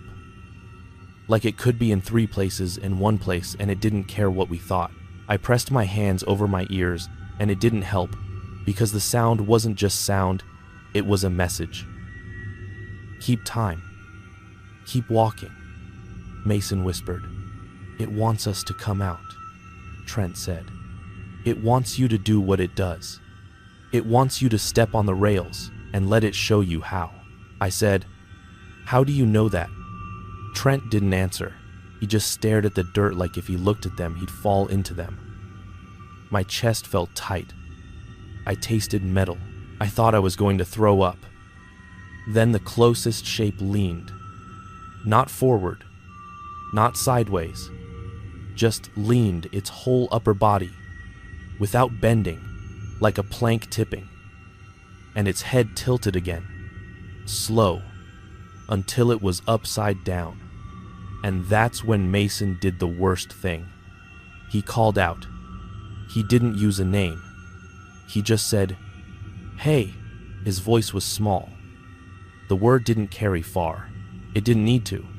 The shapes reacted like dogs hearing a whistle. All 3 heads snapped. Not fast like a person, but immediate like a switch. One was looking at Mason. One was looking at Trent. One was looking at my tent. Then, and listen. Wait, I forgot to tell you about the tent. My tent flap had a tear at the bottom seam from last month. A little rip I meant to stitch. That rip is why I saw what I saw next. Something moved right outside my tent. I didn't hear steps. I didn't hear fabric. I just felt the air change, like the temperature dropped in a line. I looked down through that rip and I saw the shadow of feet. Boots. Real boots. Standing right there. But here were boots. Inches from my face. On the dirt. Toes pointed at me. I lifted my flashlight and aimed it at the rip, and I saw a pant leg. Work pants. Dusty. Like mine. The boot was scuffed in the same place mine was scuffed. I heard the metal to wood sound on the rails again, faster now, like the loop was tightening. Mason shouted, "Stop! Stop!" Trent grabbed Mason by the shoulder and said, "Get in your tent." Mason said, "I can't breathe." Trent said, "Get in your tent and don't talk." Mason stumbled back and zipped himself in. Trent stood between the tents, shoulders hunched, and he said in a low voice, like he was talking to a dog, "We ain't walking. You can keep walking. We ain't." The words came out like he'd said them before. The shapes stopped. The silence that followed was worse. No wind, no animals. Just the faint electric hiss from my own flashlight. Trent whispered, "Turn yours off now." I finally did. I clicked it off, and the dark swallowed everything. I lay back, heart hammering, staring at nothing. I heard Trent breathe, then step back to his tent. He zipped it. Then I heard the zipper again. Not his. Mine. From the outside. My tent zipper slid down an inch. Then another inch. Slow. Careful. Like fingers that knew how zippers work. I grabbed the inside fabric and held it shut with both hands, knuckles white. My mouth made a sound. A whine. I didn't mean to. I whispered, "Stop." The zipper stopped. I held my breath. Then I heard a voice, and this is where I start losing my ability to explain, because the voice was mine, but not mine. It said my name like Mason says it, like casual, like normal, like he was leaning in to ask for a wrench. My whole body went cold. I didn't answer. The voice said, "Colby, come check this. You gotta come see this." It was my voice now, like I was hearing myself from across a room. My throat tightened so hard it hurt. I thought, if I answer, it learns something. If I answer, it keeps me. I swear to God, that thought wasn't me being dramatic. It was like a rule dropped into my head from somewhere else. I stayed silent. The voice changed. It became Trent's. It said, "We're leaving. Come on. Now." Then it became Mason's. It said, "Dude, don't leave me. Dude. Dude." I bit the inside of my cheek to keep from making any sound. I tasted blood and spit and metal. The voice went quiet. Then I heard the carving. Not a knife sound. More like a slow scrape. Like something hard dragging along fabric. My tent wall behind my head shivered slightly with each scrape. I didn't move. I couldn't. It scraped and scraped. Then it stopped.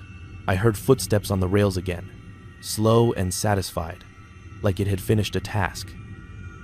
The next thing I remember is light, the kind of pale dawn light that makes everything look flat and wrong. My mouth was dry like sandpaper. I checked my phone. It said 9:52 a.m. That made no sense because the last time I was awake it was maybe 2 a.m. My phone battery was lower than it should have been, like it had been on. But it wasn't. Mason's voice was outside, shaky. "Colby, you alive." I unzipped my tent and crawled out like an old man. Trent was already standing by the tracks, staring down the line. He looked like he'd aged 10 years overnight. Mason's face was pale, eyes red, hoodie strings chewed. He said, "I didn't sleep." I said, "Neither did I." Trent said, "Don't walk on the rails." Mason snapped. "We weren't going to." Trent didn't even look at him. He just pointed to Mason's tent. The fabric had a tear down the side, long and clean, like someone had cut it with a straight blade. Inside the tent, on the ground cloth, carved into the dirt like a message, were words. "I'm not going to dress it up." It said, "Keep walking with me." The letters were shallow but perfect, not jagged, like whoever did it had all the time in the world and wanted it readable.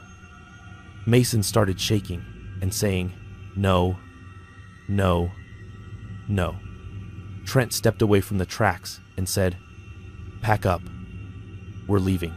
I said, "What about the job?"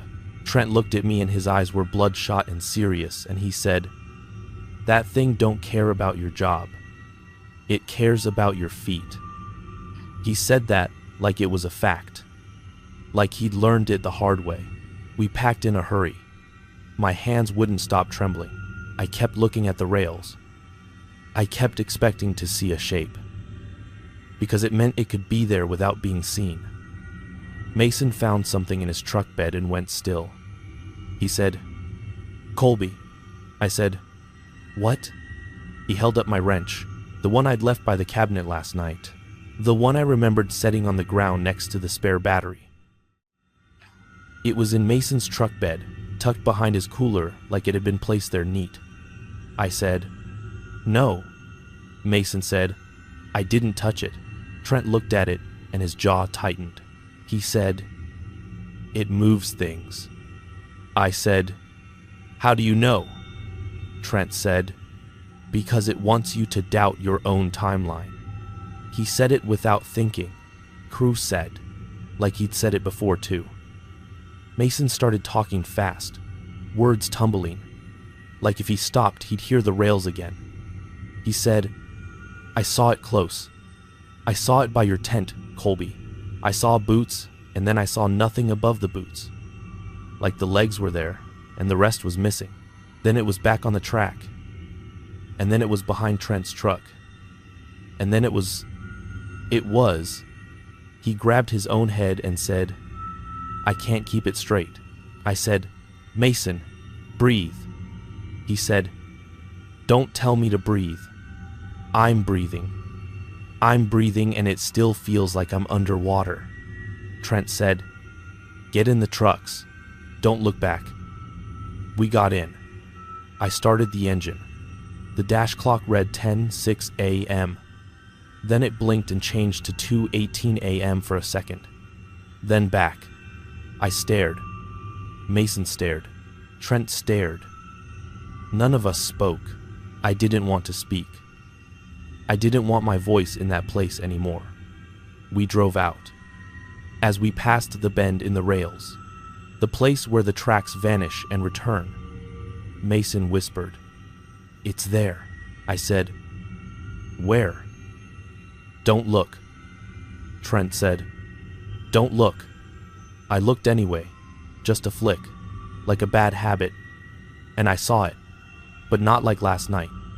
This time it was far, a dark line against the pale dirt, standing on the track with its head turned all the way around, watching us leave while its body faced the other direction, like it could be going and watching at the same time. My stomach rolled. I forced my eyes back to the road. We got to the gate. It was open. We hadn't left it open. I know we hadn't. Trent got out, stared at the lock hanging loose, and he whispered, "It let us go." Mason said, "Why?" Trent said, "Maybe it didn't." We drove back toward town, and the whole time I kept hearing that metal to wood sound in my head, like a metronome. Even now, in my trailer, I hear it when the house settles. I hear it when a truck goes by. I hear it when my neighbor walks across his porch. It's like my brain learned a new rhythm and can't unlearn it. We were supposed to report back to our boss. We did. But we didn't tell him the truth. Mason tried. He opened his mouth and started to talk, and Trent cut him off and said, "Equipment normal. No issue found. Likely false alarm."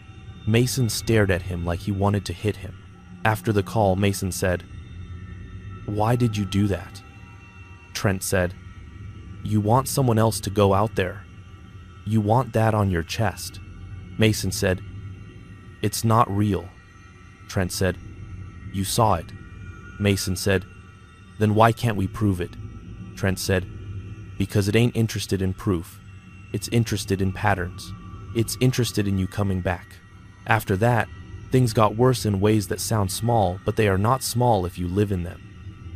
The first thing was my boots. I went to work the next week on a normal job near a crossing. I set my boots by the truck bed while I changed into my waders because there was a ditch. I looked away for maybe 10 seconds. When I looked back, my boots were on the rails behind the truck. Both of them. Side by side. Toes pointed down the line like they were waiting. I froze and stared until my eyes watered. My coworker asked, "You okay?" I grabbed the boots and shoved them in the cab like they were on fire. I didn't tell him. I didn't tell anybody. Second thing was time. I would check my phone and it would be an hour later. Not like I'd forgotten. Like I'd blinked and a chunk was gone. Once, I was heating up leftovers at 7:30 p.m. I remember the microwave numbers. I remember the smell. I remember thinking about the stain on my shirt. and then I was standing outside by the trash cans and it was 1:12 a.m. and I had no memory of walking out there. My hands were dirty like I'd been digging in dry dirt. I washed them and the water ran gray.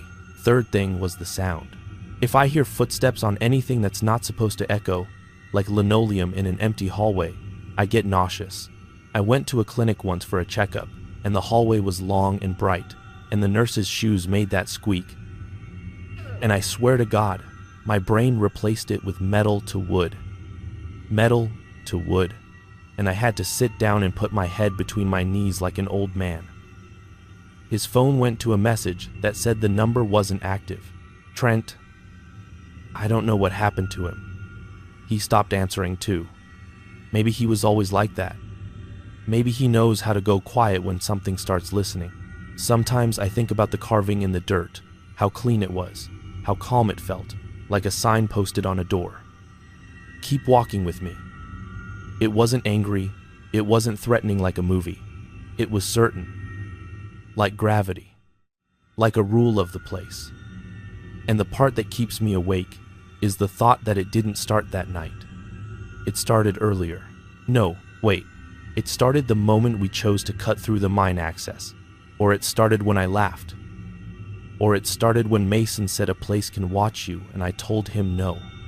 I keep rewinding, like if I find the first wrong step, I can step around it. But I can't.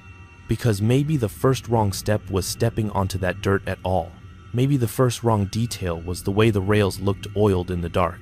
Maybe it was the way our boot prints stamped the dust like the ground was keeping a record. I've gone back through my logbook. I've looked at the times I wrote down. Arrival 2011. Gate locked. Wait 2027. Camp 23-6. Those times feel like lies now, because my phone showed 9:52 a.m. like the night folded and dropped us into morning. I told myself maybe we all passed out from exhaustion. Maybe we all had a shared panic. Maybe it was dehydration. Maybe it was a bad dream. But then explain my wrench in Mason's truck. Explain the zipper moving from the outside. Explain my own voice speaking my name from inches away when nobody was there. Explain the boots I saw at my tent rib, scuffed exactly like mine, standing on dirt like a person, while the thing on the rails never moved its legs. I can't.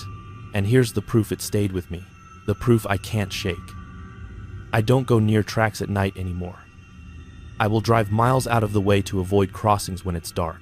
I will sit at a light and feel my heart hammer because I can see the rails in my side mirror like two lines leading somewhere.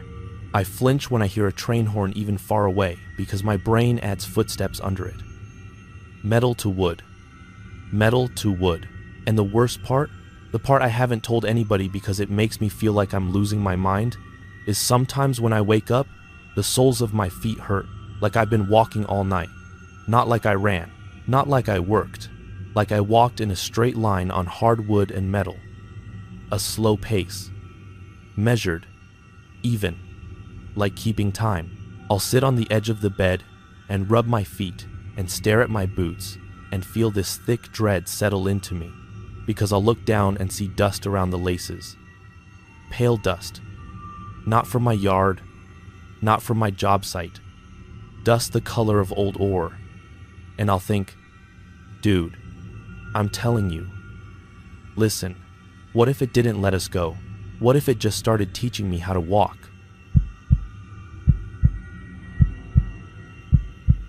My name's Colton Rivas. I'm from Rattlesnake Crossing, and I work as a portable sanitation service tech. I know it sounds like I am trying to dress up a dirty job into something with a title, but that is what it is. I haul and clean units for job sites, festivals, oil crews, hunters, whoever pays.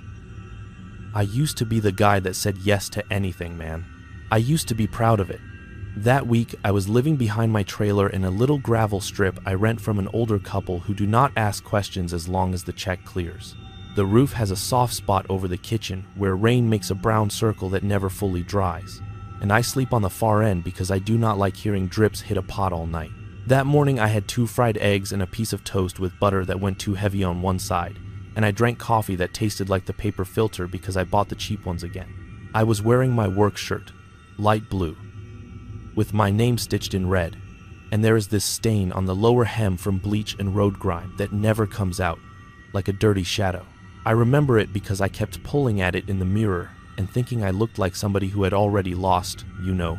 I punched in on my phone at 6:12 a.m., standing beside my truck, and the screen had a crack that runs like a little lightning bolt across the time. I had a list of stops in my notes: 6 units to service at a remote crew camp, then 2 pickups from a temporary site, then a drop. Normal, nothing special. The day was dry and bright, and the kind of cold that does not bite but still makes your hands stiff when you hold a hose. I remember the smell of diesel on my gloves. I remember a bird hitting the wind wrong and sort of wobbling. And I remember thinking I would be home early enough to patch the roof before the next rain. That is the kind of person I was at 6:12. Thinking about roof patches and overtime like that was the worst thing that could happen.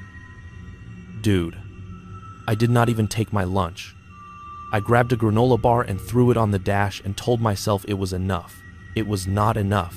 But you know how it is when you think you have the day figured out. The first stops went fine. The hose couplings fought me like they always do.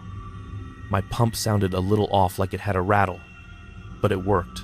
At the crew camp, the foreman, a guy with a sunburned neck and a clipboard, walked with me and pointed and said, "Right there, and right there," and he did not look me in the eyes. At 11:03 a.m. I finished the last one and signed his sheet. He said, "You are going out to the old turnaround after this, right?" I said, "Yeah, I got a pickup." He said, "Take pictures when you are done. Company wants proof."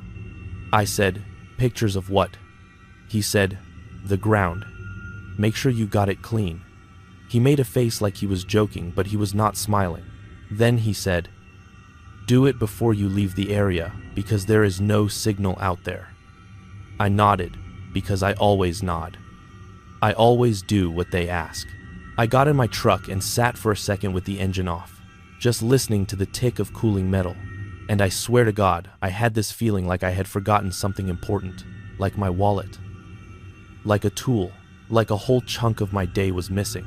I checked my pockets, checked the cab, saw my keys, saw my phone, saw my gloves. It was not even noon, and the air was still thin and sharp. I drove out toward the turnaround. It is hard to explain where it was without giving you a map, and I cannot do that because I do not even like saying it out loud anymore. But it was west. Far west, where the land goes flat, and then suddenly drops and turns into broken hills and dry cuts like someone dragged a blade through it. The road is paved until it is not, and then it is packed dirt and caliche, and then it is just ruts. My truck is used to it. I have driven worse.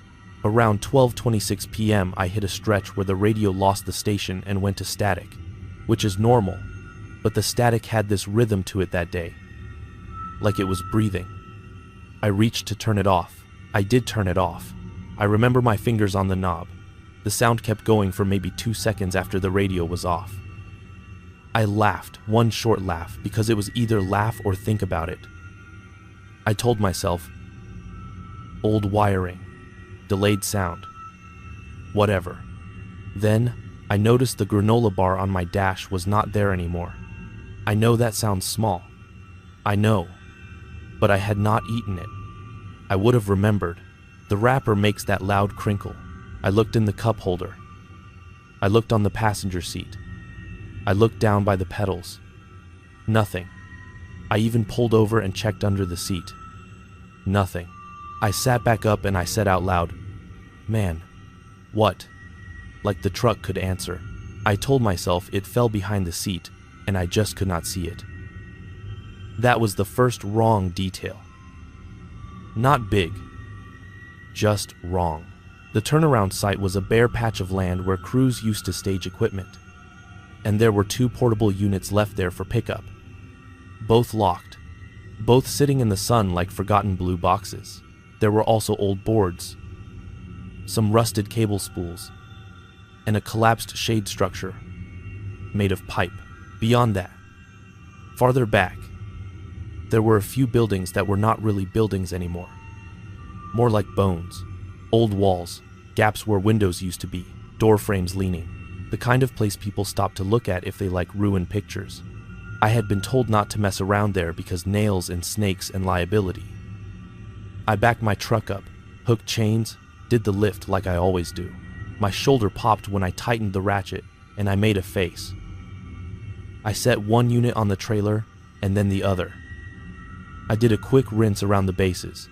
Not much, just enough to say I did. The ground was dry, so there was not really anything to clean, but I did it anyway. Then I remembered he said take pictures. I pulled out my phone.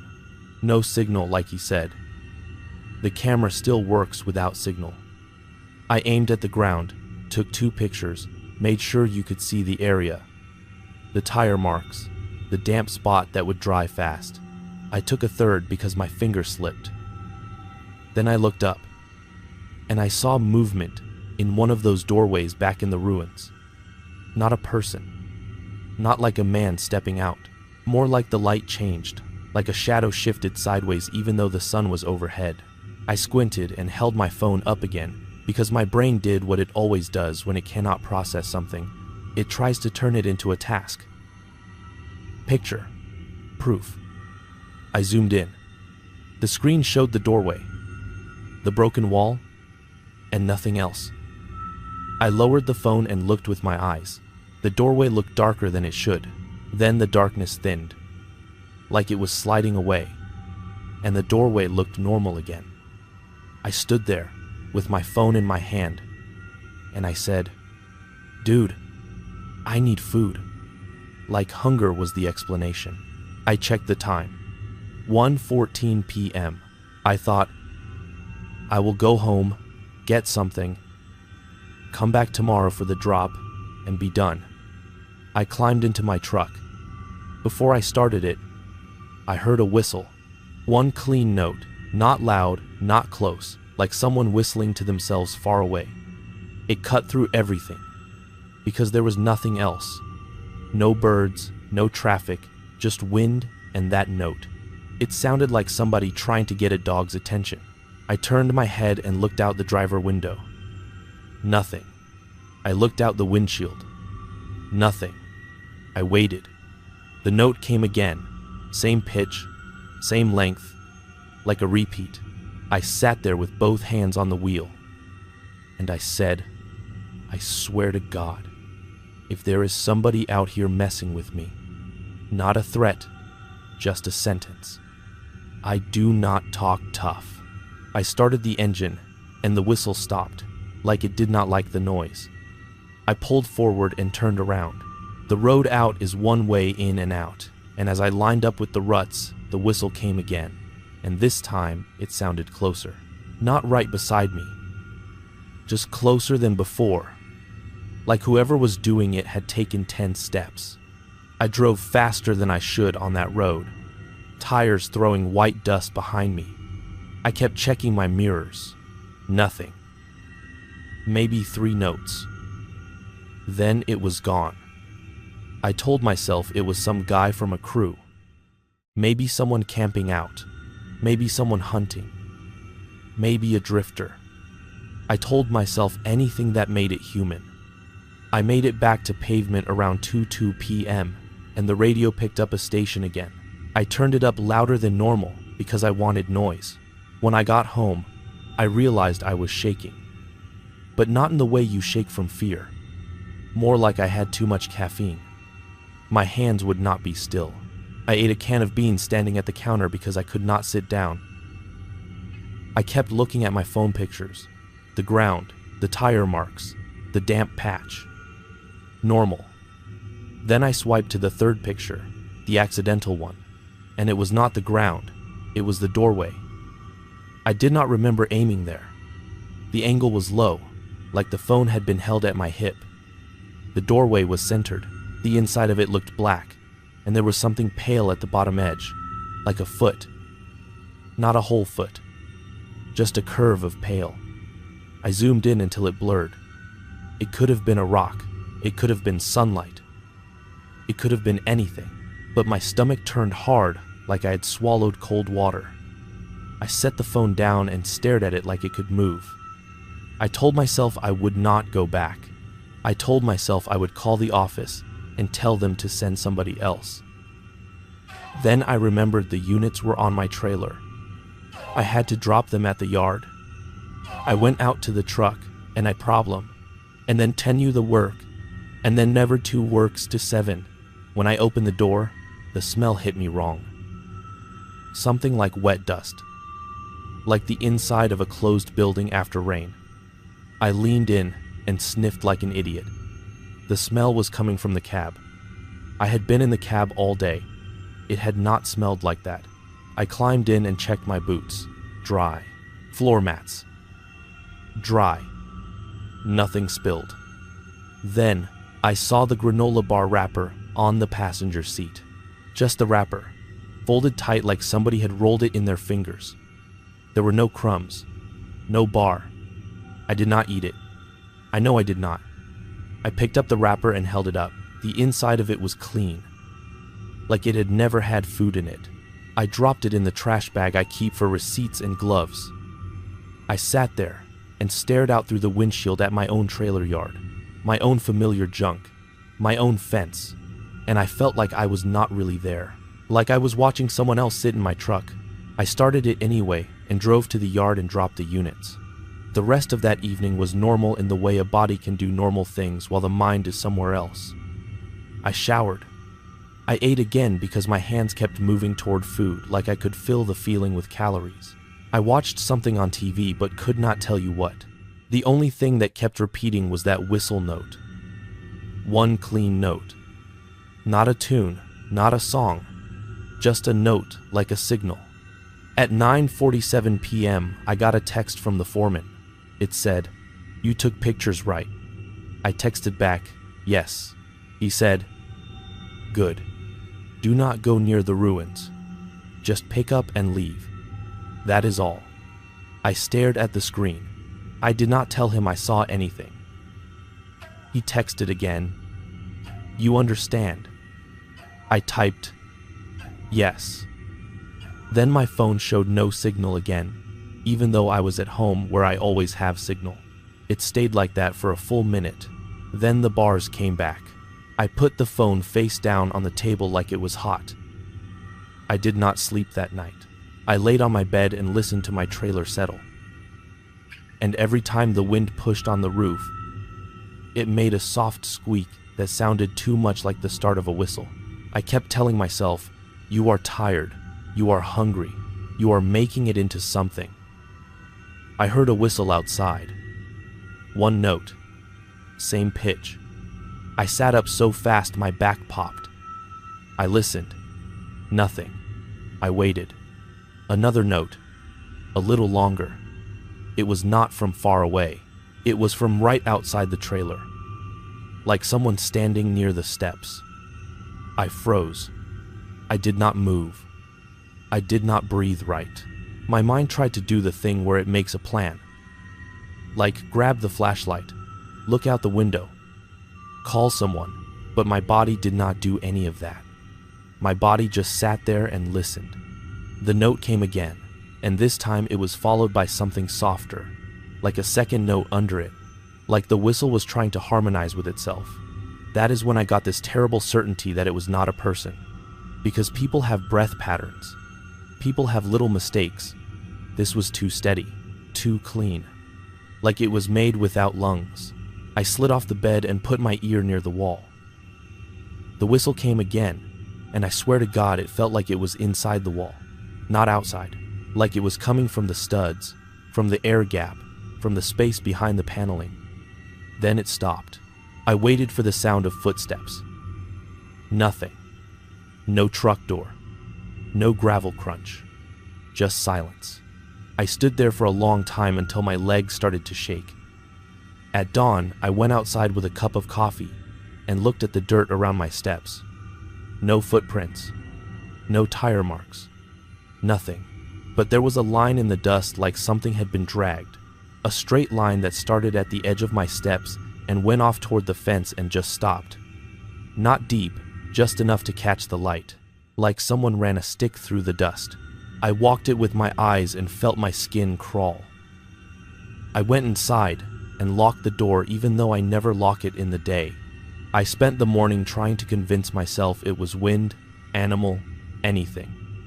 Then at 10:05 a.m., my boss called and said, "The drop site needs a fresh unit and you are already out there. Take it today." I said, "I am not already out there." He said, "You were yesterday. You know where it is. Go." I tried to tell him about the whistle, and the words sounded stupid as soon as they left my mouth. He sighed and said, "Stop spooking yourself. You want overtime or not?" I said yes because I always say yes. I loaded a fresh unit, strapped it down, and drove. The whole drive, my mouth tasted metallic like pennies. I kept swallowing. I kept trying to remember if I had actually slept. I could not. My brain felt like it had a missing page. I got to the turnaround around 1:09 p.m. The ruins were there like yesterday, sun bleaching everything. The air was still. No whistle. I told myself, "See, it was nothing." I did the drop quickly. I kept my eyes on the unit, on the ground, on my straps. I did not look at the ruins. I did not take pictures. Then my phone buzzed in my pocket. No signal out there. So it should not. I pulled it out anyway. The screen lit up, and the camera app was open by itself, not the home screen. I know how that sounds. I know. I pulled it out and held it up. The camera view corrected to show the sky and my own truck. I backed out of the app. It opened again. I backed out again. It opened again. My throat went dry. I said, "Listen, I am leaving." I said it like I was talking to a person, like bargaining. I turned and got in the truck. When I closed the door, the whistle started. Not one note, a sequence. 3 notes, always the same spacing. Like a pattern, like a call. I turned the key. The engine cranked and then stopped. It did that thing where it almost catches and then fails. My truck does not do that. The whistle kept going. 3 notes. Pause. 3 notes. Pause. I looked in the mirror toward the ruins, and I saw something in one of the doorways. Not a shape like a man, more like the doorway itself was too tall, like the opening stretched upward, like the frame was growing. My eyes had trouble focusing on it. I blinked hard. The whistle hit the 3 notes again, and with the last note, the thing in the doorway leaned. That is the only word I have. Leaned. The opening leaned toward me. Doorways do not lean. They do not. But this did, like the whole space was turning its attention. I tried the engine again. It started rough. I slammed it into gear and drove, tires spinning. The whistle did not fade with distance. It stayed the same volume, the same pitch, like it was right behind my head. I pressed my hands to my ears for a second and swerved because I could not steer. I told myself, "Keep driving, keep driving." The road ruts bounced me hard. The whistle stayed. Then I heard it from inside my cab, too. Like it was coming from the vents. Like it was in the fan motor. I turned the fan off. It still sounded. I turned the radio on. It cut through it. I turned the radio off. It was still there. I looked down at my dash, and the clock was wrong. It said 12:11 p.m. I had been at the site at 1:09. I know because I looked. I hit the clock button and it flickered and then changed to 3:33 p.m. Then it changed to 12:11 again. My heart started doing that stutter thing where it feels like it is trying to climb out of your throat. The whistle hit the pattern again, and my phone camera opened again in my lap even though I did not touch it. I grabbed the phone and threw it onto the passenger seat. The screen stayed lit. The camera view was now the back window, showing the dust trail behind me, and in that dust, there were footprints. Bare footprints, just prints in the dust, appearing in pairs, too long, like somebody with a long foot was stepping perfectly in the middle of my tire track, and they were keeping pace with my truck. I screamed, not a word, just a sound, and I stomped the gas. The truck bounced like it would break. The footprints on the screen sped up with me. Then the image shook, and for 1 second, the camera view showed something tall in the dust. Not a person, not an animal, just a vertical shape that looked too thin to be real, like a post that moved. Then the screen went black. The whistle stopped at the same moment. I almost cried from relief like a kid. I kept driving until I hit pavement. When I hit pavement, the time on my dash settled on 4:08 p.m. I checked my phone. No signal. The clock on it said 4:08. That matched. I told myself, okay, maybe it was a glitch. Maybe it was dust. Maybe it was fear. I drove straight to the yard, dropped the truck, and drove home in my personal car with the windows up because I did not want to hear anything outside. When I got to my trailer, the front door was unlocked. I know I locked it because I had been locking it since the first whistle at night. I walked through the rooms, checking corners like I was brave. Nothing. Then I saw my boots. My work boots. They were in the kitchen. I do not take them in the kitchen. I leave them by the door. They were placed side by side, like someone had set them up for a picture. The laces were tucked in neatly. One of them had a line of dust across the toe, a straight line, like something had brushed it. I stood there and stared until my eyes watered. I picked them up. The soles were wet. Not mud, not water, something clear. It left no smell. I set them down by the door again, and I checked the phone pictures from the day before. The accidental doorway photo was gone, not deleted, just not there. The ground pictures were still there. The doorway was missing like it had never existed. I swear to God, I sat on the floor and said, "No, wait, that was real. I saw it." I started scrolling through older photos, like maybe it had saved somewhere else. Nothing.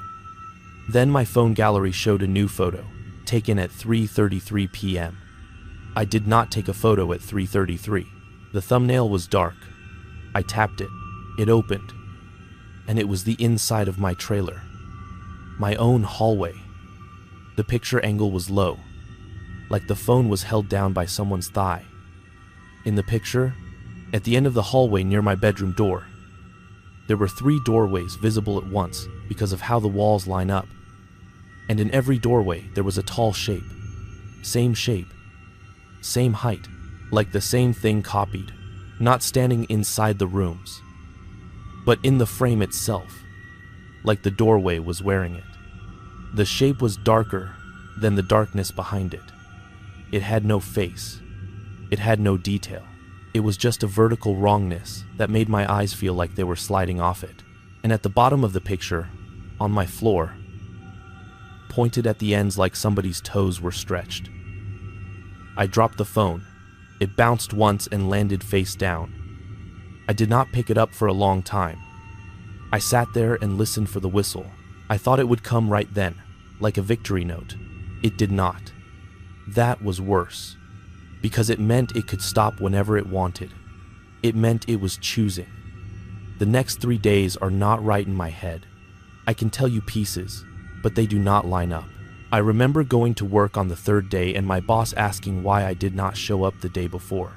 And I remember saying I did show up, and him looking at me like I was lying. I checked my time card, and there were no punches for 2 full days. No missed calls on my phone. No messages. Nothing. But my truck keys were in my pocket, and my gloves were wet like I had used them. My hands had that raw feeling they get after handling chemicals all day. I had chemical smell on me.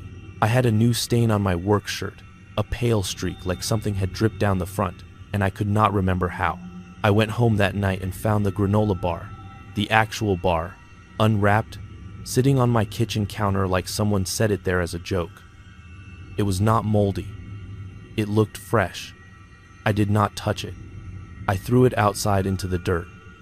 In the morning, it was back on the counter. I threw it away again, into the trash can outside. In the morning, it was back on the counter. I put it in my car and drove it to a gas station and threw it in their trash. In the morning, it was back on my counter. I started laughing, man, not because it was funny, because it was the only noise I could make. I stopped going to work. I told them I was sick. They stopped calling. I sat in my trailer and waited for the whistle. Sometimes it came at night, 1 note, then the 3-note pattern. Sometimes it came in the day, faint, like it was whistling from inside my sink drain. Sometimes I would hear it start and then realize it was my own breath going through my teeth because I was tensing my jaw. And I would feel relief for a second and then rage because I could not trust my own body anymore. No, wait, I forgot to tell you this part. The worst part. The part that makes me feel like I am not safe, even when I am telling you now. I tried leaving.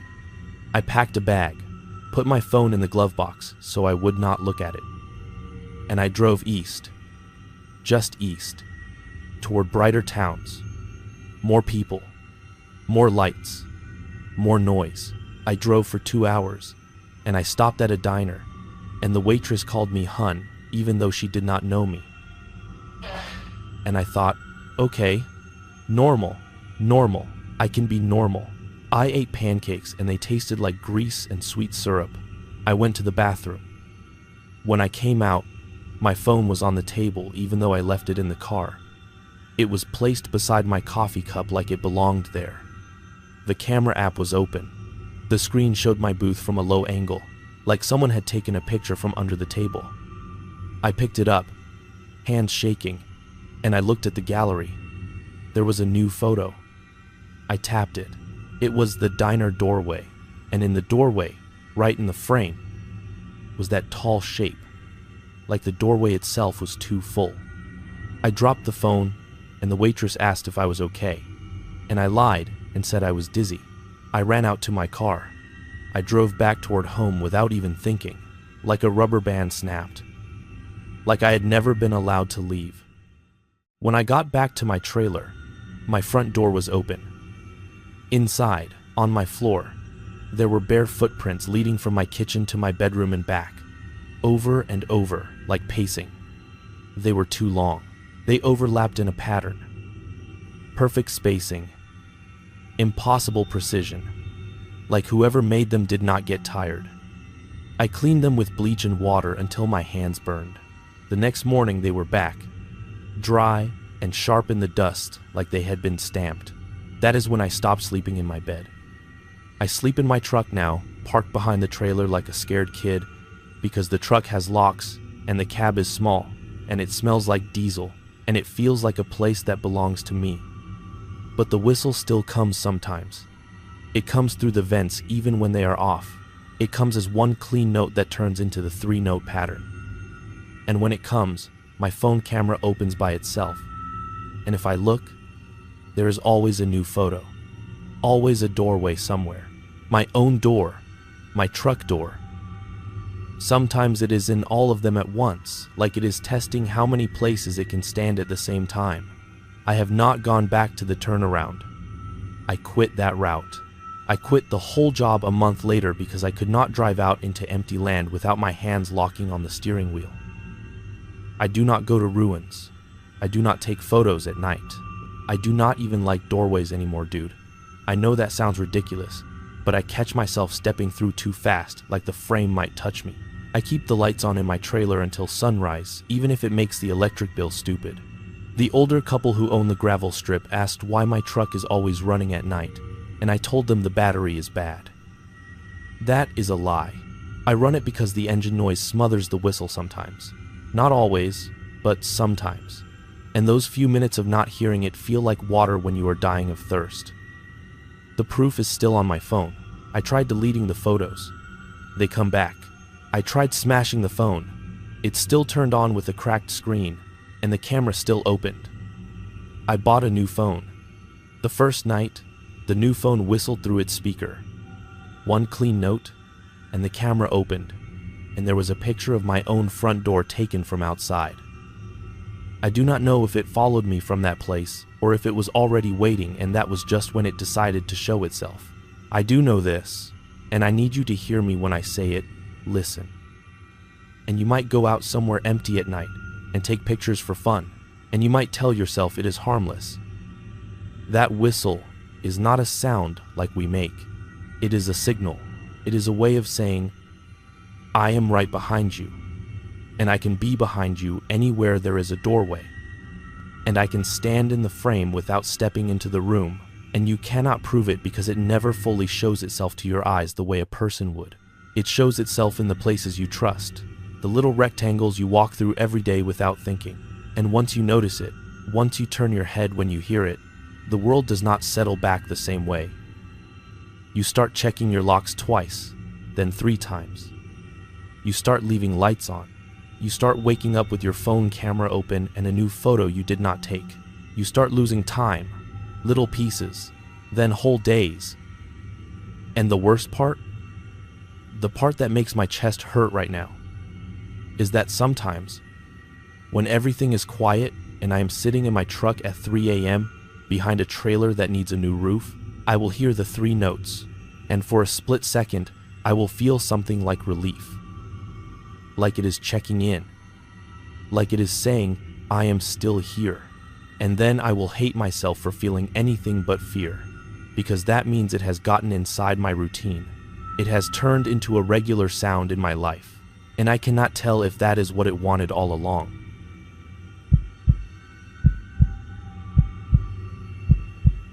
My name's Raylan Pruitt. I'm from Mentone, Texas, and I work as a refrigeration tech. Listen, I know you asked for another one, and I'm doing it. I am. But I need you to understand. I'm not telling this because I want attention. I'm telling it because if I keep it in my head one more night, I think I'm going to start believing the building is still inside me, like it left a copy of itself behind my eyes. It's 3 a.m., and I'm crouched behind my trailer with my back against the skirting because the wind hits the siding. And it makes this soft popping sound that feels too much like the warehouse doors settling, and I keep flinching at it like a fool, like a grown man who can't handle a little wind.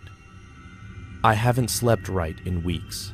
I can lay down, I can close my eyes, but my brain keeps doing that thing where it tries to count minutes, and then it forgets what number comes next, and my chest tightens because that's how it started, with minutes not lining up, with time not behaving like time, with me standing under fluorescent lights that hum wrong, checking a clock that I know I just looked at, and seeing a different number like somebody changed it when I blinked. I'm not gonna make this pretty.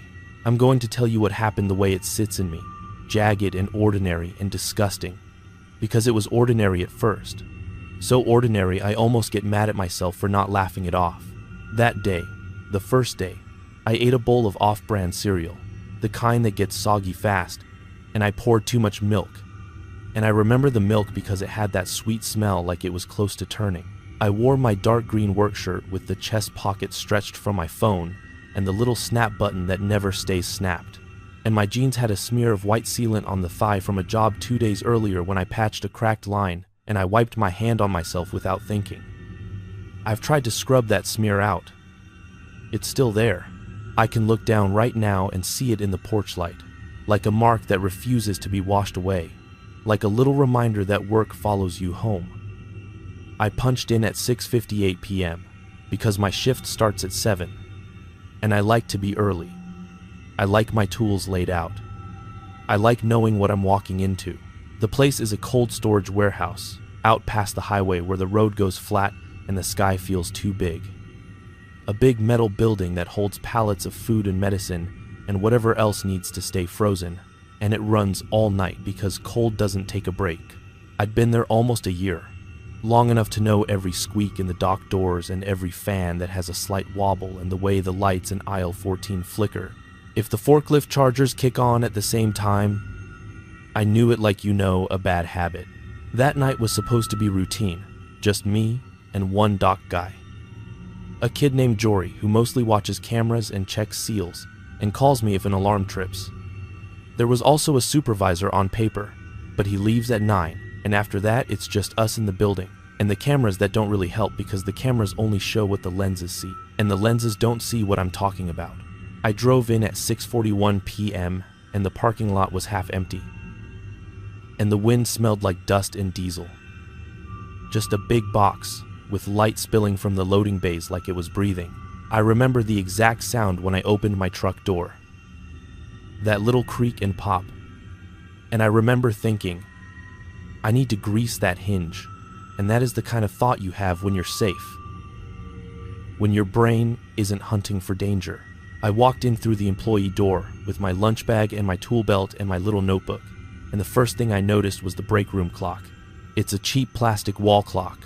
White face, black numbers, red second hand. It normally runs a minute fast. Always has. Everyone knows it. We joke about it. That clock said 6:33. I stopped in the doorway and stared at it because I'd just looked at my phone in the truck and it said 6:43. I thought, okay, the break room clock finally died, or somebody changed the battery and set it wrong. I didn't care. I kept walking. But then I checked my phone again, and it said 6:41. That made my stomach do a small drop. Not a panic drop. Just a little wobble, like when an elevator shifts. I told myself my phone probably updated time because of signal. Sometimes it does that when you leave a dead zone, and this warehouse sits in a spot where the bars come and go. I went to the time clock kiosk by the door and swiped my badge. The screen flashed and said 1858 punch accepted. That one matched my shift. I remember because I always check it. I like numbers lining up. I like proof.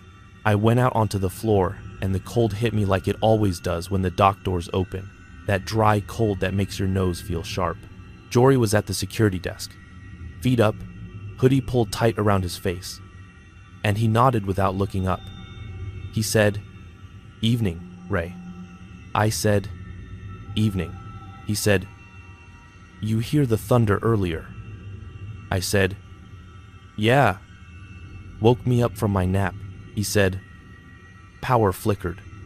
I said, "It did." He said, "It did here too. We had a few alarms and then it settled." I said, "Anything still acting up?" He said, "No, just that one temp sensor in Zone C that's been weird." "You gonna look at it?" I said, "Later."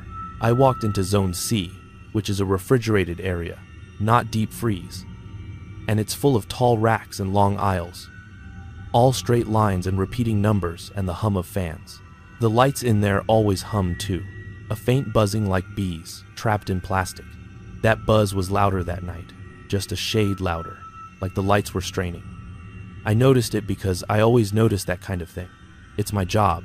I've got this thing where my ears pick out wrong tones. I walked to the sensor panel and checked the readouts. Everything looked fine. The temp in Zone C was 34 degrees. Normal. The sensor Jory mentioned was reading 36, then 33, then 35 inches little jumps. That's not normal, but it's not spooky. It's just a flaky probe. I wrote it down to replace it later. I went back out to the dock area. A forklift beeped somewhere behind the racks. Slow, like someone backing up. I didn't see anyone. I assumed it was a timer test. Sometimes the chargers do that. I didn't care. At 7:22 p.m., the first real wrong thing happened. And I'm going to be careful how I say it because it sounds like nothing. But it felt like the air around me took a step sideways. I was standing under the main bay lights, looking at my work order sheet, and I heard a voice on the intercom say, "Maintenance to Dock 2. Maintenance to Dock 2. That's normal." The intercom crackles. The voice is usually Jory's, but this voice said it in my tone. Not exactly, but close enough that my skin prickled. I looked at Jory's desk. He was right there. He had his headset on and he was staring at his phone and his mouth wasn't moving. I walked over and said, "Did you just page me?" He looked up like he'd been startled and said, "No." I said, "That was your voice." He said, I didn't say anything. I said, the intercom said maintenance. He pulled one ear cup off and listened like he expected it to speak again. I said, it doesn't play old announcements in my voice. He smiled like he didn't want to take that seriously. He said, man, you sound tired. I said, I am. He said, go check Dock 2 anyway. I didn't want to, but I did. Because if you start letting small, weird things control you, you're already halfway done. And I'm stubborn. I walked down the dock corridor toward Dock 2. The corridor is long, smooth concrete floor. White walls. Doors with little windows. And those overhead lights that make your footsteps sound loud. Like you're in a school after hours. My boots made that hard tap, tap, tap. And the sound went ahead of me and came back, like the hallway was too empty to swallow it. Dock 2 door was shut. The little window showed darkness inside because the bay lights were off. I opened it. The bay smelled like cold rubber and metal. Nothing was there. No pallets. No truck. The dock plate was up. The overhead door was closed. Normal. I stood there and listened. The fans in the ceiling were running. The lights buzzed. Then I heard my own footsteps behind me. Same rhythm, same distance, like someone walking where I had just walked. I turned fast. The corridor was empty. I said, Jory. No answer. I said, Jory, you messing with me. No answer. My throat got tight and I hated myself for it. Did you walk down the corridor? He looked up annoyed and said, no, man, I'm not leaving the desk. I said, I heard footsteps behind me. He rolled his eyes and said, it echoes.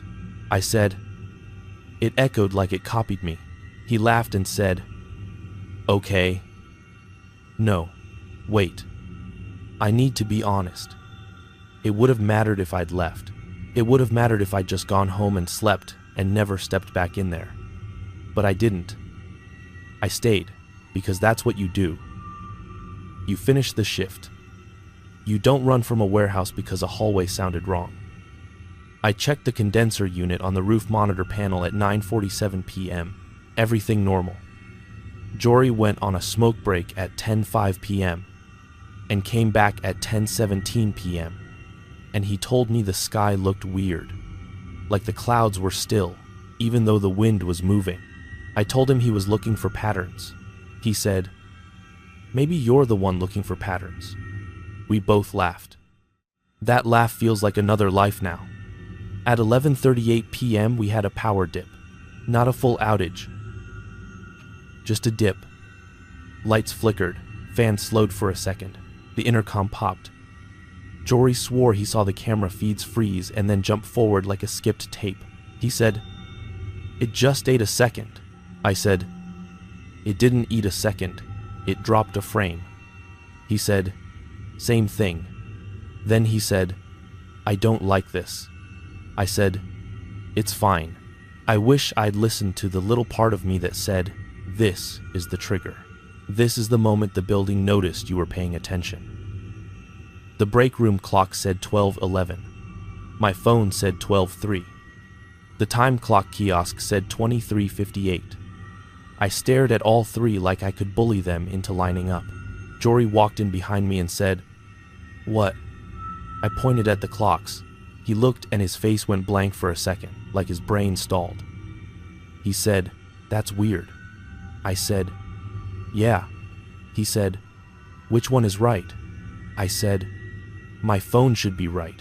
He said, what if your phone is wrong? I said, then everything is wrong. He laughed nervously and said, you're being weird now. I said, I'm being accurate. He stopped laughing. He said, maybe we should call the supervisor. I said, it's midnight. He's asleep. He said, he's on call. I said, on call for refrigeration, not for clocks. Jory said, I'm serious. I said, "Fine. Call." He left a message. He looked at me like he expected me to fix it with a wrench. I said, "I don't fix time." He said, "You fix everything else." I said, "Not this." We went back out. The warehouse felt colder. Not just temperature, but like the air was thinner. Like the space between sounds got bigger. I kept catching myself listening for my own footsteps behind me. Around 1:20 a.m. I was in Azel 7, checking a door seal on a freezer section because it was frosting more than usual. The frost was thick, like it had been building for days. Even though we defrost regularly, I scraped it and it came off in sheets. Under the frost, the rubber gasket had a series of little cuts in it, evenly spaced like someone tapped it with a blade at the same distance each time. I stared at those cuts, and my stomach did that wobble again. I called Jory on the radio and said, "Like damaged." I said, "Like intentional." He said, "Nobody is out there but you." I said, "That's what worries me." He laughed, but it sounded forced. He said, "You want me to come out there?" He said, "Okay." Then he added, "I keep hearing the intercom click. Like, it's about to talk."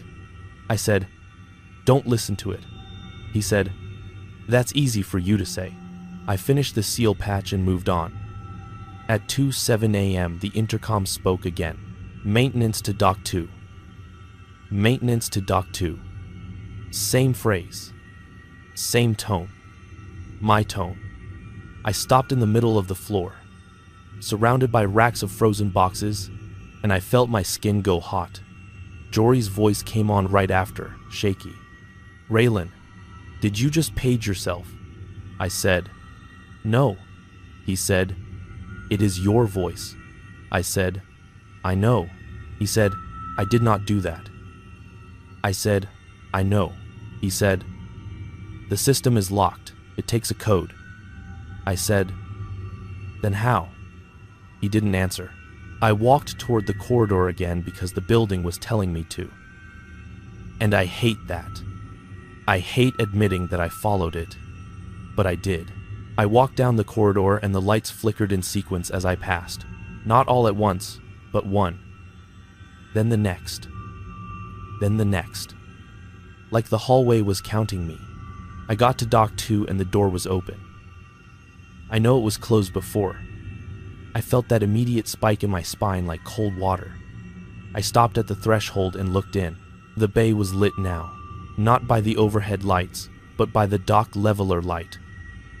That harsh yellow work light that makes everything look sick. In the middle of the bay floor, there was a pallet jack. We do not keep a pallet jack in Dock 2. We keep them in Dock 4. I walked in and looked at it. On the handle, hanging from the hook where you might hang gloves, was my ID badge. Mine. The one that should have been clipped to my belt. I looked down. My belt clip was empty. My badge was gone. I swear to God, my heart started pounding so hard it made my vision pulse. I grabbed the pallet jack handle and pulled it toward me. The badge swung slightly. I read my name. Raylan. Photo. It was mine. I backed out of the bay and ran. Not full sprint, but fast. Back to the desk. Jory stood up when he saw my face. He said, "What?" I held up the badge. I said, "This was on a pallet jack in Dock 2. He said, "How?" I said, "I don't know." He said, "You dropped it." I said, "It was clipped." He said, "Maybe the clip broke." I said, "Then how did it get on the pallet jack?" He swallowed. He said, "Maybe somebody found it." I said, "Nobody is here." He said, "The cameras. Check the cameras." He pulled up Dock 2 feed. The screen showed the bay empty. No pallet jack. No badge. I leaned in until my nose almost touched the monitor. I could see the cracks in the floor. I could see the yellow work light glowing. I said, "It's there." I just saw it. He said, "The camera says no." I said, "The camera is lying." He shook his head like he wanted to reject that word. He said, "Cameras don't lie." I said, "They freeze and skip and glitch. You said it yourself." He said, "Not like this." The intercom clicked. We both looked up. It did not speak. It just clicked. And that click felt like a finger tapping a table, like impatience. Jory whispered, "Stop," like he was talking to the ceiling. I said, "We need to leave." He stared at me like he'd been waiting for me to say it. He said, "You serious?" I said, "Yes." He said, "It's only 2. I said, "I don't care if it's 2 or 4 or 9. We leave." He said, "We have to log out." I said, "We can log out from the parking lot." He said, "That's not how it works." I said, "I don't care how it works." He hesitated, and that hesitation is what I keep replaying because that's where the building got us. In the small gap between rules and fear. We started toward the employee door. The hallway lights flickered again in that sequence. As we walked, my phone buzzed. I pulled it out. It showed a notification. Time adjustment. I stared at it. It said, "Time updated to 12:04 a.m. I looked up at the corridor clock. It said 3:19 a.m. Jory's phone buzzed too. He looked at it and his face went pale. He said, "Mine says 9:12 p.m. I said, "No." He said, "It does." He held it up. It did. I said, "We need to go now." We pushed through the employee door into the receiving area. The big overhead door was shut, but the small side door to the lot was right there. I reached for it. It was locked. It shouldn't have been locked. We keep it unlocked for night shift. I tried the handle again. Locked. Jory said, "Use your badge." I swiped. The reader beeped red. Access denied. I stared at the reader like it was a joke. I swiped again. Red. Jory swiped his badge. Red. He said, "That's not possible." I said, "It is happening." The intercom spoke again, and this time it wasn't a page. It was a calm voice. My voice. Close and clear, like the speaker was right behind my ear. It said, "Stay on shift. Stay on shift."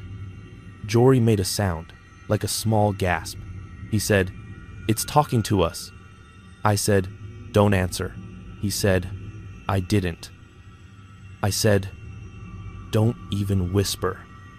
Jory looked at the badge reader again, like he could negotiate with it. Then the receiving lights went out. Not all at once. The ones nearest the door went first, then the middle, then the far end, like darkness rolling. The emergency lights came on, weak and red, and the building sounded different, like the fans took a breath and waited.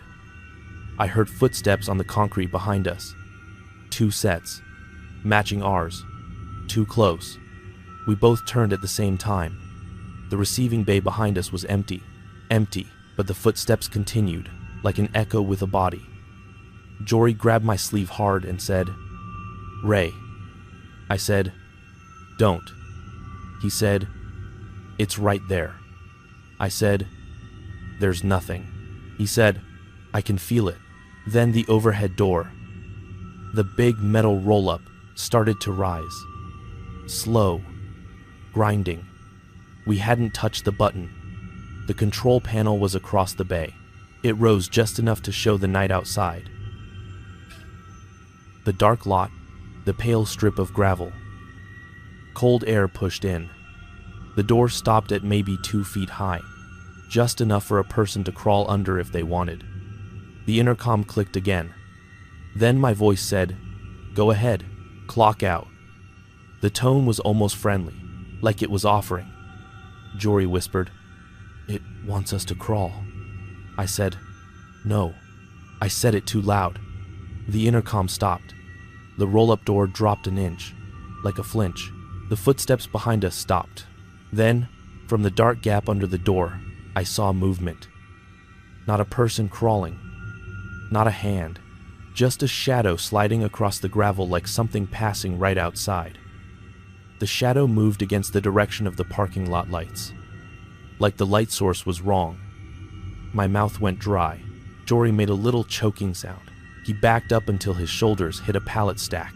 I grabbed his arm and pulled him toward the interior door that leads back into the warehouse proper, because even though that felt like moving deeper into a trap, I could not bring myself to crawl under that door into darkness with whatever was shaping the shadow.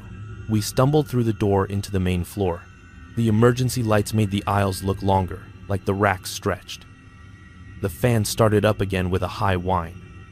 Jory said, "We're stuck." I said, "We find another exit." He said, "There's only the front." We moved toward the front office area, past rows of pallets, past freezer doors with frost blooming at the seams. The floor markings, those yellow lines that guide forklift paths, looked faded in the emergency light, like they were older than they should be. I kept feeling like we were walking in circles, even though the building is a grid, and I know it. At one point we passed a pillar with a safety sign on it, and the sign said, 2019 Safety Week. That sign was replaced months ago. I stopped and stared at it. Jory said, "Don't stop." I said, "That sign is old." He said, "Ray, not now." I said, "It's old." He said, "The lights are off. Your brain is messing with you." I said, "My brain isn't printing new signs." We kept going. We reached the front office door. It was locked. Jory swiped his badge at that reader. Red. Access denied. I swiped mine. Red. Jory slammed his palm against the door and then yanked his hand back like the metal was hot. He said, "Why?" I said, "Because it does not want us to leave." Jory said, "It." I said, "The building. The system. Whatever you want to call it." He started breathing fast, like a kid, like he was trying not to cry. I said, "I know." He said, "I can't be in here." I said, "I know." My phone buzzed again. I looked. A new notification. Shift adjustment. It said, "Shift. Extended. Next break at 1:15 a.m. I stared at it. It was 1:15 a.m. once already. I said, "Jory." He said, "What?" I said, "It says next break at 1:15. He said, "It is 1:15. I said, "No." He looked at his phone, and his face twisted. "It is 1:15. I said, "It was 2:30 a minute ago." He said, "I don't know. I don't know." Then the intercom came on again, but not my voice. It was a flat tone, like the system reading a message. It said, "Safety reminder. Remain at your assigned station. Safety reminder. Remain at your assigned station." It repeated. Same cadence. Same spacing. Like a loop. Jory covered his ears. He said, "Make it stop." I said, "Don't listen." He said, "It's inside my head." I said, "Move." We moved back toward the security desk because it was the only place with monitors, and maybe we could override locks. The building kept changing small things as we walked. And I'm telling you, it wasn't like walls moved. It wasn't like a dream where doors appear. It was smaller than that. And that's why it hurt. Aisle numbers were wrong by 1. Signs that said Zone C now said Zone B. The break room door was on the other side of the corridor. Not moved, but like we had walked into a version of the building that was almost ours but not quite. Jory said, "We're lost." I said, "We're not lost." He said, "We are." I said, "I know this place." He said, "Then why is the vending machine in the hallway?" I stopped. There was a vending machine, an old blue one, sitting against the wall where there should be nothing. It had a faded sticker that said "out of order." I hadn't seen that machine in months. They removed it. I felt something cold move through me. Not air, just a feeling. Like realizing you left your keys in the ignition but the car is already gone. I said, "We're not in the right time." Jory looked at me like I'd hit him. He said, "What?" "What?" I said, "The building is not in the right time. Or we aren't." Jory shook his head hard. He said, "Stop." I said, "I'm telling you what I'm seeing." He said, "You're making it worse." I said, "I'm trying to make it make sense."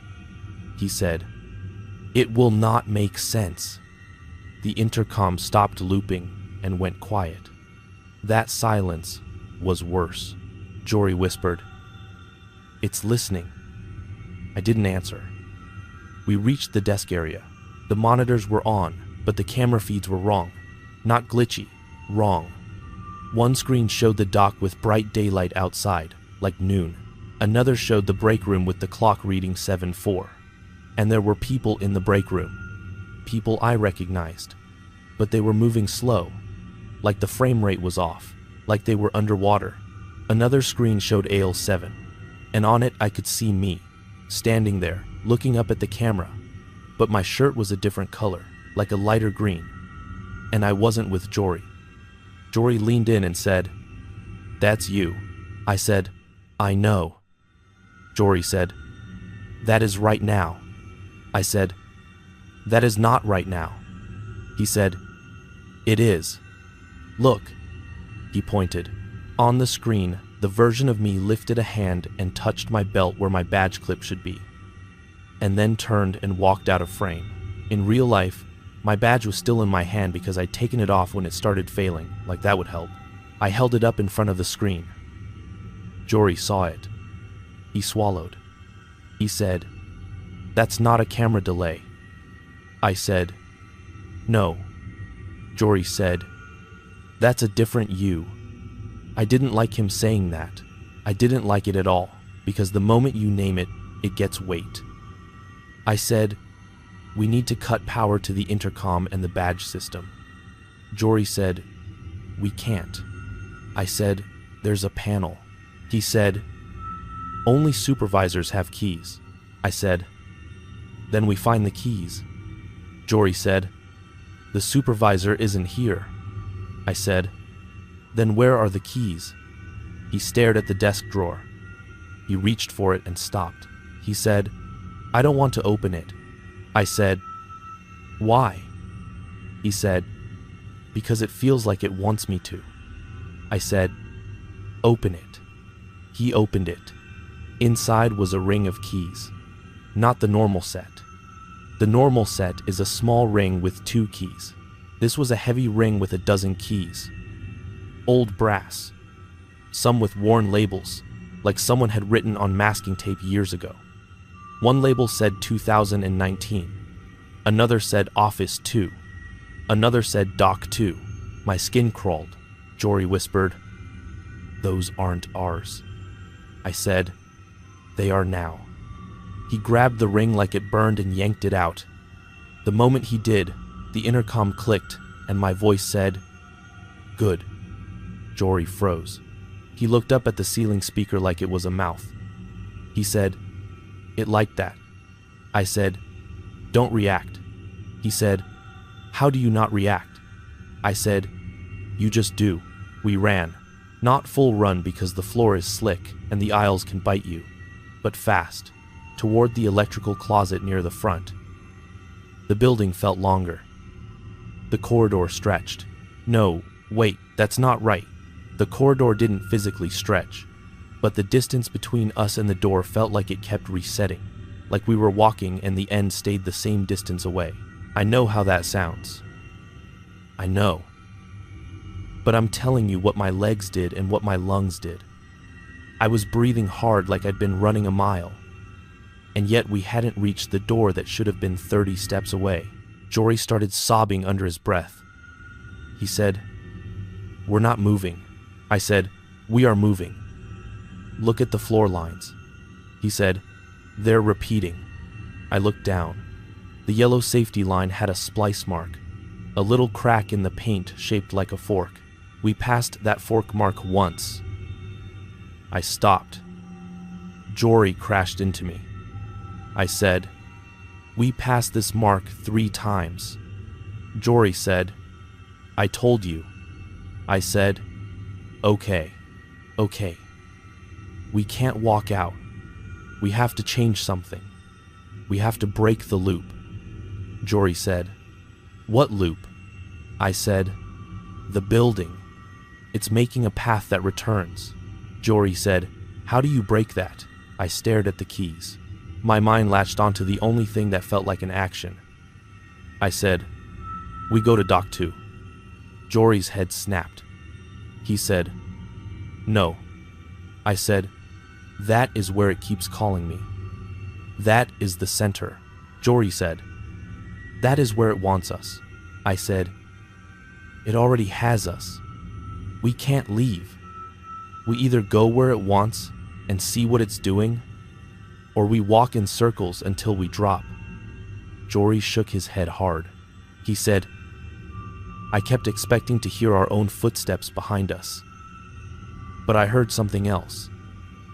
A faint beeping like a forklift, backing up, far away, and it kept the same tempo no matter how we moved, like it was timed, like it was a metronome." We reached the dock corridor again. The lights in the corridor were on now, full bright. The break room clock visible through the doorway read 7:04 p.m. That made my throat close because it meant we had slid backwards. The air smelled like hot coffee. I smelled food like someone had just heated something. I heard laughter. I looked toward the break room and I saw people inside. Co-workers, sitting at the table, talking. I saw my own back, my green shirt, my shoulders. My head tilted the way I tilt when I listen. Jory whispered, "Don't look." I said, "That's me." He whispered, "Don't." The version of me in the break room turned his head slightly, like he heard us. The other people didn't react. They kept talking like normal. I couldn't hear their words, just the sound of conversation muffled, like through water. The break room clock ticked loud, louder than it should. Tick, tick, tick. The second hand moved too smooth, like it wasn't jerking, it was gliding. Jory grabbed my sleeve and pulled me away from the break room toward Dock 2. I let him because my brain felt like it was splitting. The Dock 2 door was open again. The yellow work light inside was on. On the floor, there were wet footprints. Not puddles, just footprints, like someone stepped in water and walked a few steps. The weird part was, the footprints didn't go toward the door or away. They formed a small loop around the pallet jack, like someone walked in a circle and stopped. Jory whispered, "Who is wet?" I said, "Nobody. It's dry outside." He whispered, "Then why?" I couldn't answer. The intercom speaker in the bay crackled, and my voice said, "Clock out." Jory said, "Stop it." He said it out loud. I grabbed his arm hard. I said, "Don't talk to it." He yanked away and said, "It is talking to us." I said, "That's not a conversation unless you answer." He said, I can't. He started stepping backward and his heel hit something. He looked down. It was a time card. A paper time card, the old kind we used to use before the kiosk, lying on the floor like someone dropped it. Jory picked it up with shaking fingers. He said, "Ray." I said, "What?" He held it out. On the card, in black ink, was my name, Raylan Pruitt. Under it were punch times, 1858 inches, 2:19 OUT. Then another line, 1858 inches, 2:19 OUT. The same, repeated. Then another, the same. 3 identical shifts written like copies. Jory whispered, "It's duplicating you." I said, "It's duplicating the record." He said, "That's you." I said, "It's a card." He said, "It knows your times." I stared at the times. 2:19. I looked at my phone. It said 2:19. My stomach turned. I said, "That's now." Jory said, "It's writing now." The intercom said, "Clock out." My voice, calm, close. I looked around the bay.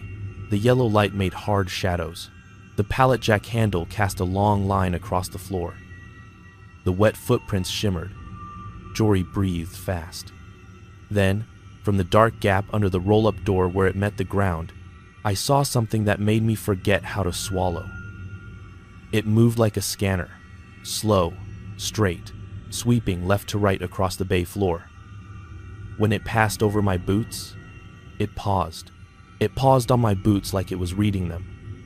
Jory whispered, "Don't move." I whispered, "I'm not." The light strip moved to the pallet jack, paused, then moved to the time card in Jory's hands. The intercom clicked. My voice said, "Confirm." Jory's lips moved without sound. I grabbed his wrist and squeezed, hard. He winced. I shook my head. He swallowed and kept silent. The light strip slid away. The roll-up door rose again, the same slow grind, and stopped at 2 feet. Cold air came in. The darkness outside was thick. I could not see the parking lot. It was like the lot had been erased. The intercom said, "Clock out." "Confirm." Jory started shaking so hard the time card fluttered. He whispered, "If we clock out, it lets us go." I said, "Or, it keeps us." He said, "We're already kept."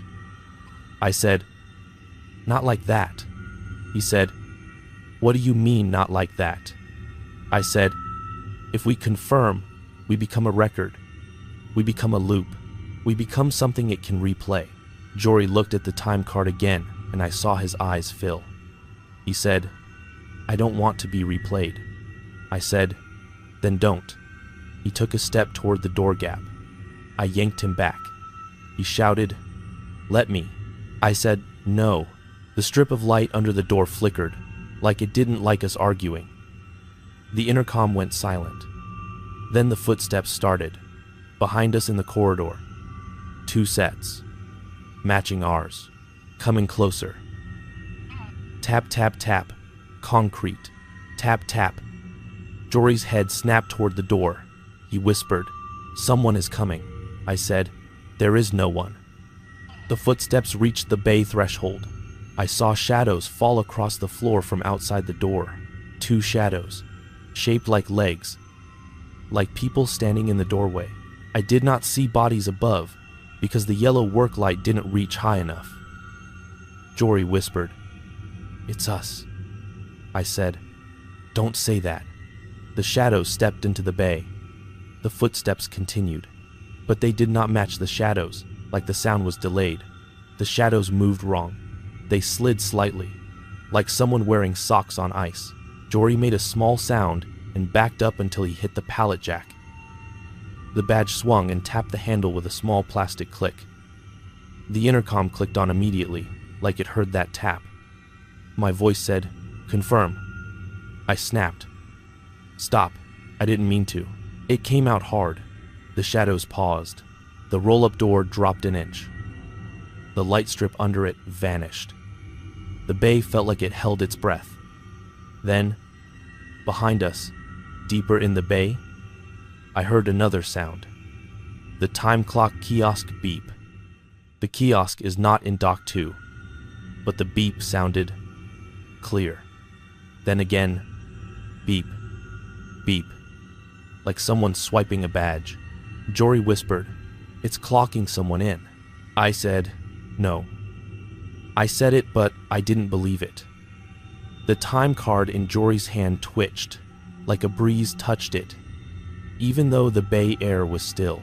Then the shadows in the doorway shifted, and I realized the 2 shadows weren't standing in the doorway anymore. They were inside the bay. They were between us and the corridor. They were blocking the way back. I could not see their faces. I could not see bodies.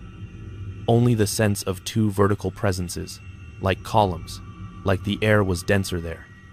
My hands went numb. Jory whispered, "Please." I said, "Don't."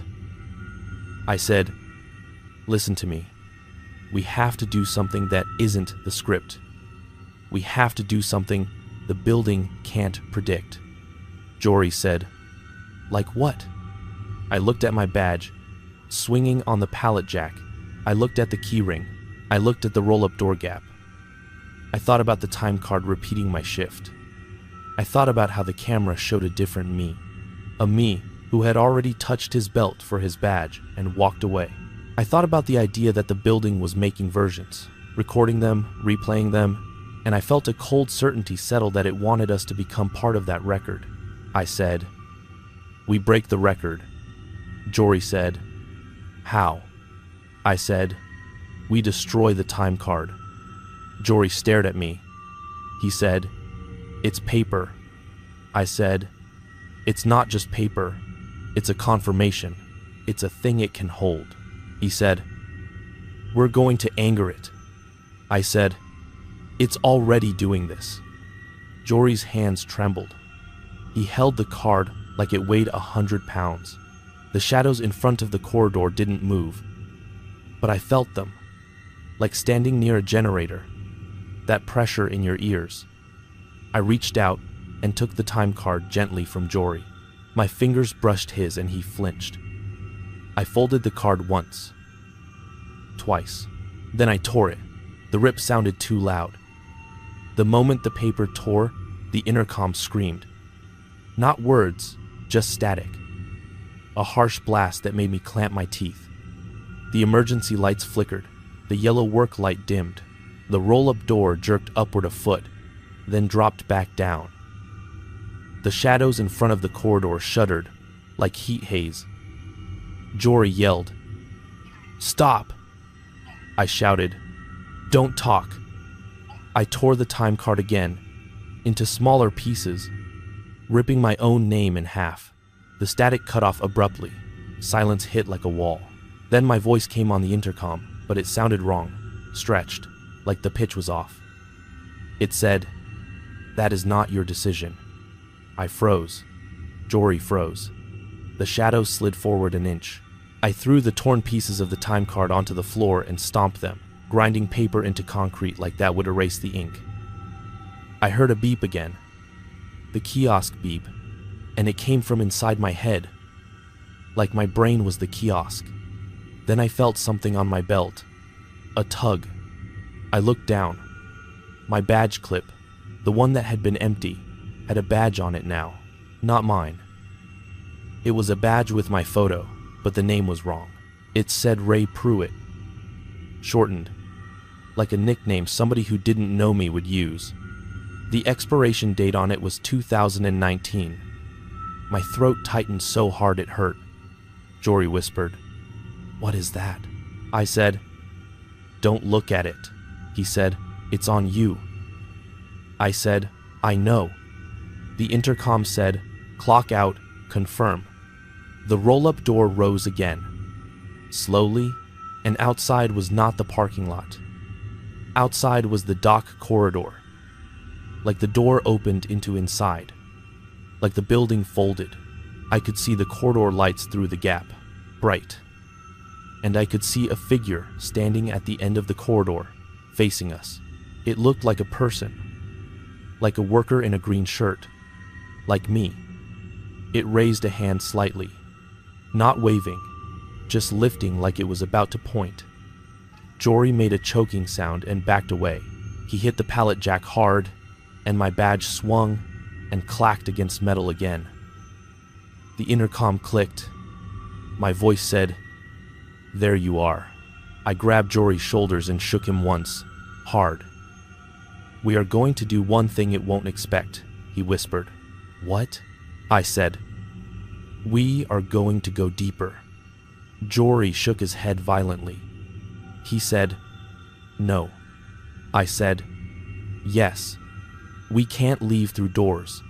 We can't leave through corridors. We leave by making it lose track of us.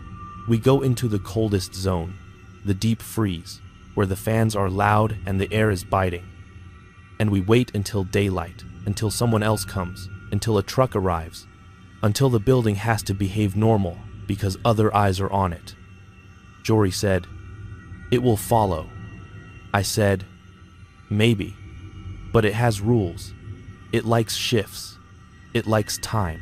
Deep freeze runs on defrost cycles. It has alarms that are external. It can't hide in there as easy." I was guessing. I was making it up. I was desperate. But I needed a plan because without a plan we were just two animals in a trap. I grabbed the key ring and pulled Jory with me away from Dock 2, away from the folded doorway, like they expected us to loop back. We ran into the main warehouse, into the aisles, under the emergency lights. The aisle numbers changed again.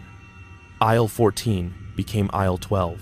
The safety sign on the pillar now said 2017. The building was moving backward in time like a tape rewinding. The intercom stayed silent, but I could feel it like a presence, like a mouth waiting to speak. We reached the deep freeze door. It's a heavy insulated door with a latch that clicks solid. I jammed the keys into the lock. It took 3 tries because my hands were numb. I got it. The latch popped. We shoved through into deep freeze. The cold hit like a slap. The fans roared. Frost covered everything like white skin. The lights in there are different, harsh and bright. And the sound of the fans is constant. A white noise that fills your head. The moment we stepped inside, my phone buzzed again. I didn't want to look. I looked anyway. It said 7:04 p.m. I stared. I remembered the break room clock saying 7:04. I whispered, "No." Jory looked at his phone. His face crumpled. He said, "It's the start again." I said, "It's trying to reset us." He said, "We're going to live this forever." I said, "Not if we don't do the same things." Jory started sobbing loud, and the fan noise swallowed it, which almost helped. I pulled him deeper into the freezer, between racks of boxed goods. The boxes had dates on them: 2019, 2018, 2020.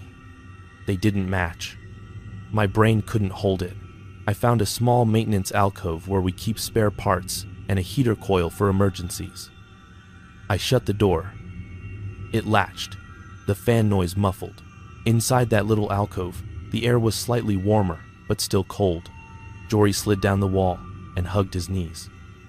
His teeth chattered. He said, "Ray, I don't want to die in here." I said, "You're not going to."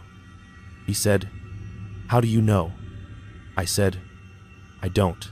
I said it honest. He stared at me like honesty was cruel. Then, from outside the alcove door, I heard a sound that cut through even the fan roar. Tap, tap, tap, like boots on concrete, coming down the freezer aisle. Slow, even, not running, not hurried, just measured, like someone walking a night patrol.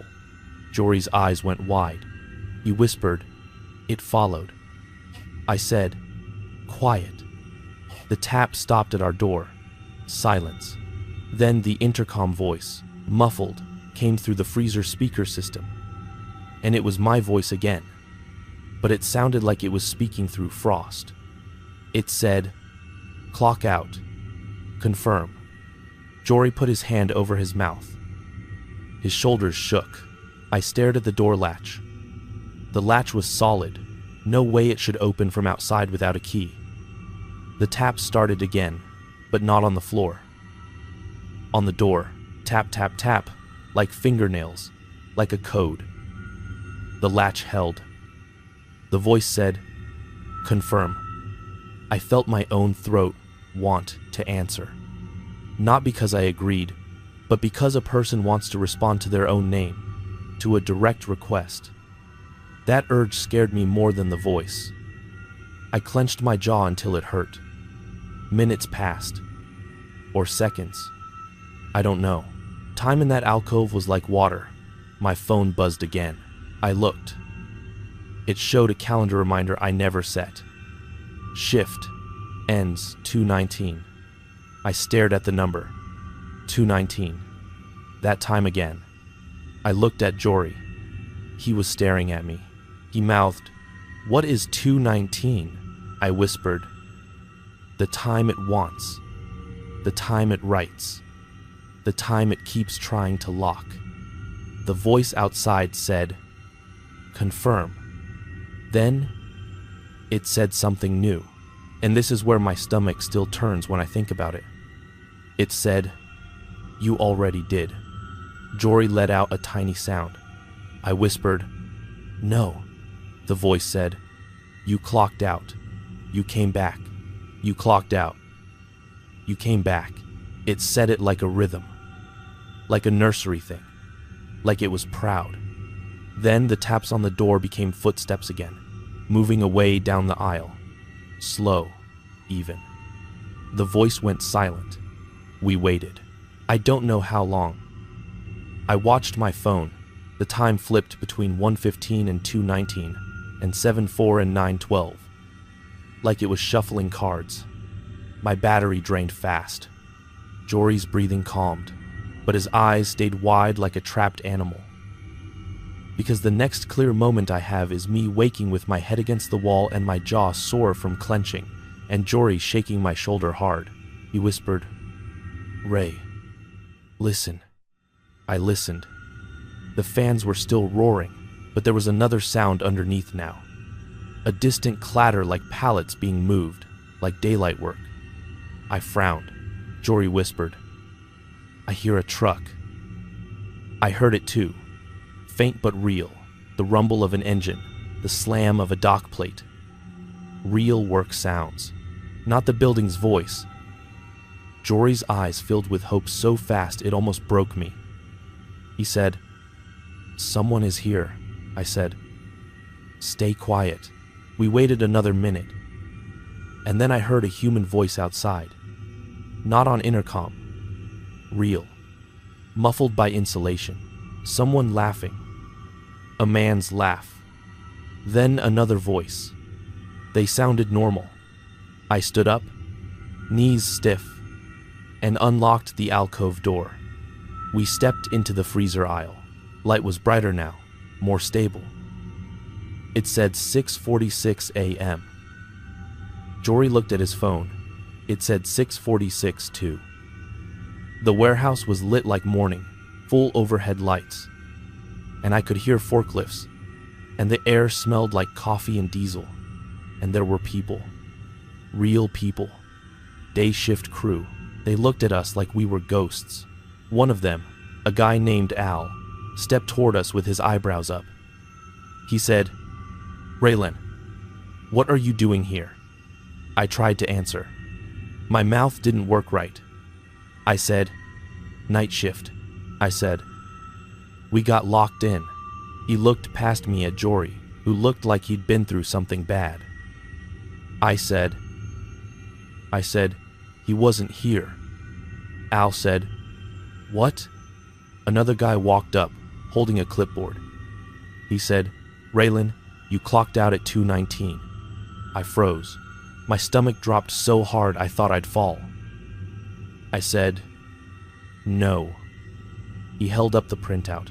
It was the time log. It showed my badge number. Out 2:19. Then in 2:19. Then out 2:19. Then in 2:19. It repeated, like a glitch. He said, "Your badge has been pinging all night." We thought the system was messed up. We reset it twice. I said, "Reset." He said, "Yeah." Jory whispered, "No." I said, "Where's my badge?" I reached for my belt. My clip was empty. I patted my pockets. Empty. I looked at the pallet jack memory and felt my skin crawl. The clipboard guy said, "Didn't you have it?" I said, "It took it." I said it without thinking. Al blinked. He said, "What took it?" I swallowed. I said, I lost it. He sighed and said, "We're going to have to issue you a temp." Then he added, "Raylan, you okay?" I looked at his face and tried to decide if I could tell him. If I could point at Doc 2 and say, "The building talks in my voice, and time folds like paper and there are versions of me walking around on camera." I couldn't. I just nodded like a liar. Jory didn't speak. He just kept looking around like he expected the aisles to shift again. We got sent to the office. The supervisor came in, angry and confused. He said, "Why were you two still here?" I tried to explain the locks failing. He pulled up logs. The locks showed normal. He pulled up camera feeds. The camera feeds showed nothing. No Doc 2 pallet jack. No badge. No shadows. No us walking in circles. The only odd thing was the time log repeating 2:19. The supervisor said, "That's a system error. We'll call the vendor." I stared at him and felt rage. I said, "It is not a system error." He stared back and said, "Watch your tone." I bit my tongue. I looked at Jory. He looked hollow. They told us to go home and sleep. I drove home in daylight with the sun low and the road flat and my hand still shaking on the wheel. I kept looking at the clock on the dash like it was a threat. When I got home, I sat in my truck for a long time. I didn't want to go inside, because inside is where you notice things. Inside is where you can't blame the wind. I finally went in, showered, and collapsed. I woke up and it was dark again. My phone said 7:04 p.m. I bolted upright. My heart hammered. I checked again. It was 7:04. The same number. I ran to the kitchen and looked at the microwave clock. It said 7:04. I looked at the wall clock. 7:04. Every clock in my trailer said 7:04. I started laughing. This ugly sound. Because what else do you do? Then the clocks all changed at once to 2:19 a.m. Not slow. Not ticking. Just changed. My breath stopped. I stared until my eyes burned. Then my phone buzzed. A reminder. Shift ends 2:19. I threw the phone onto the couch like it was alive. I backed away. I said it out loud. The trailer was silent.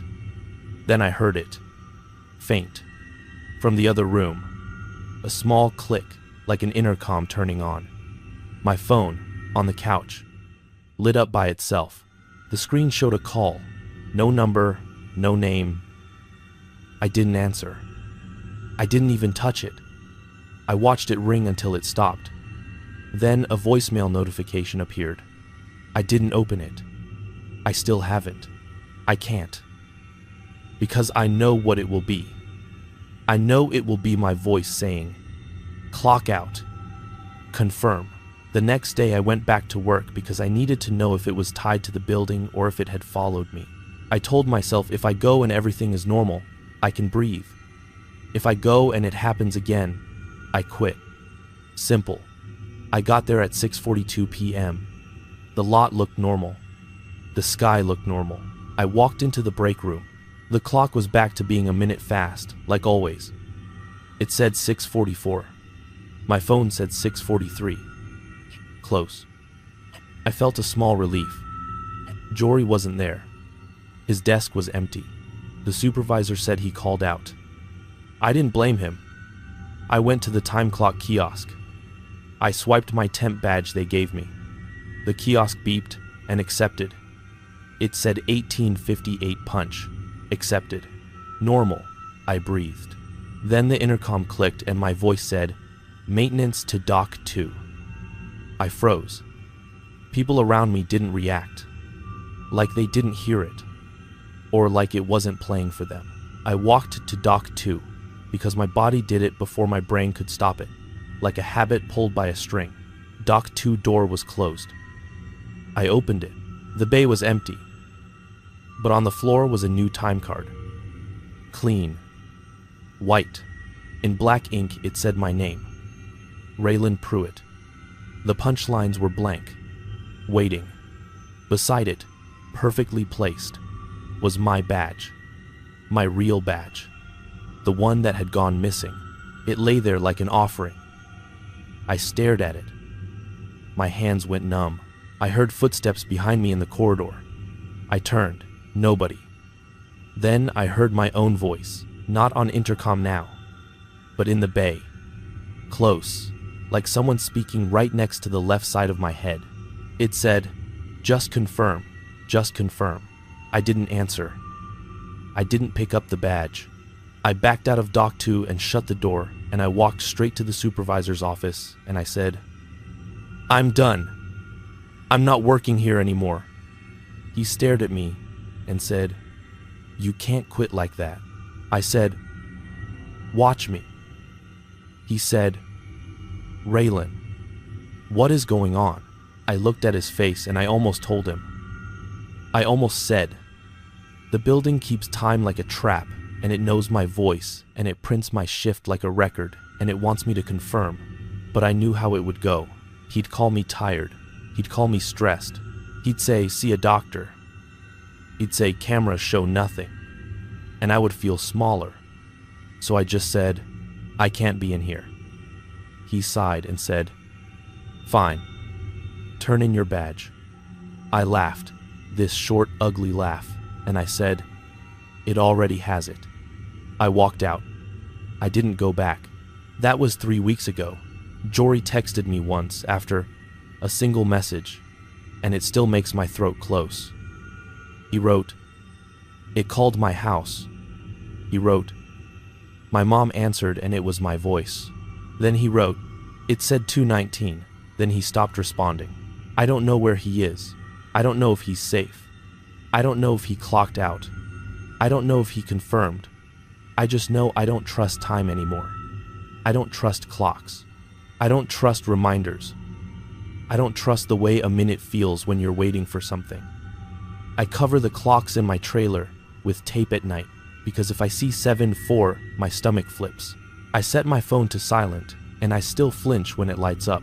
I keep my badge in a drawer even though I don't work there because I'm scared if I throw it away it will show up again, clean, placed neatly somewhere I don't want it, like a sign that I didn't really leave.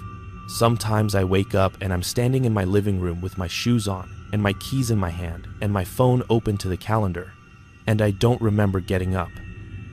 I'll look at the clock and it will be 2:19 a.m. exactly, and I'll feel that cold certainty like a hand on my shoulder. I'll check the doors, I'll check the locks. I'll sit down and breathe and tell myself, it's just anxiety, it's just stress, it's just my brain making patterns. Then I'll hear faint from the direction of my phone. A soft click, like an intercom waking up. And I'll feel my own voice inside my head, like a memory that isn't mine, saying, "Clock out. Confirm." And the worst part, the part I can't explain to anyone without them looking at me like I'm broken, is I don't even know what confirming means anymore. I don't know if it means agreeing to stay. I don't know if it means agreeing that the time it chose is the only time that counts. I don't know if it means letting it make a copy of me that keeps working when I'm not there. I just know I've lost little chunks of time since then. Not hours, not dramatic, just minutes that don't line up, like the building reached out and pinched them away. I'll find frost on my doorknob some mornings, even though it's dry outside. I'll find a thin line of wet footprints leading from my kitchen to my back door and stopping, like someone stood there deciding. I'll open my junk drawer and find a fresh paper time card folded neat, blank, waiting, and I'll feel my throat close because I know the building does not need to be around you to keep you on shift.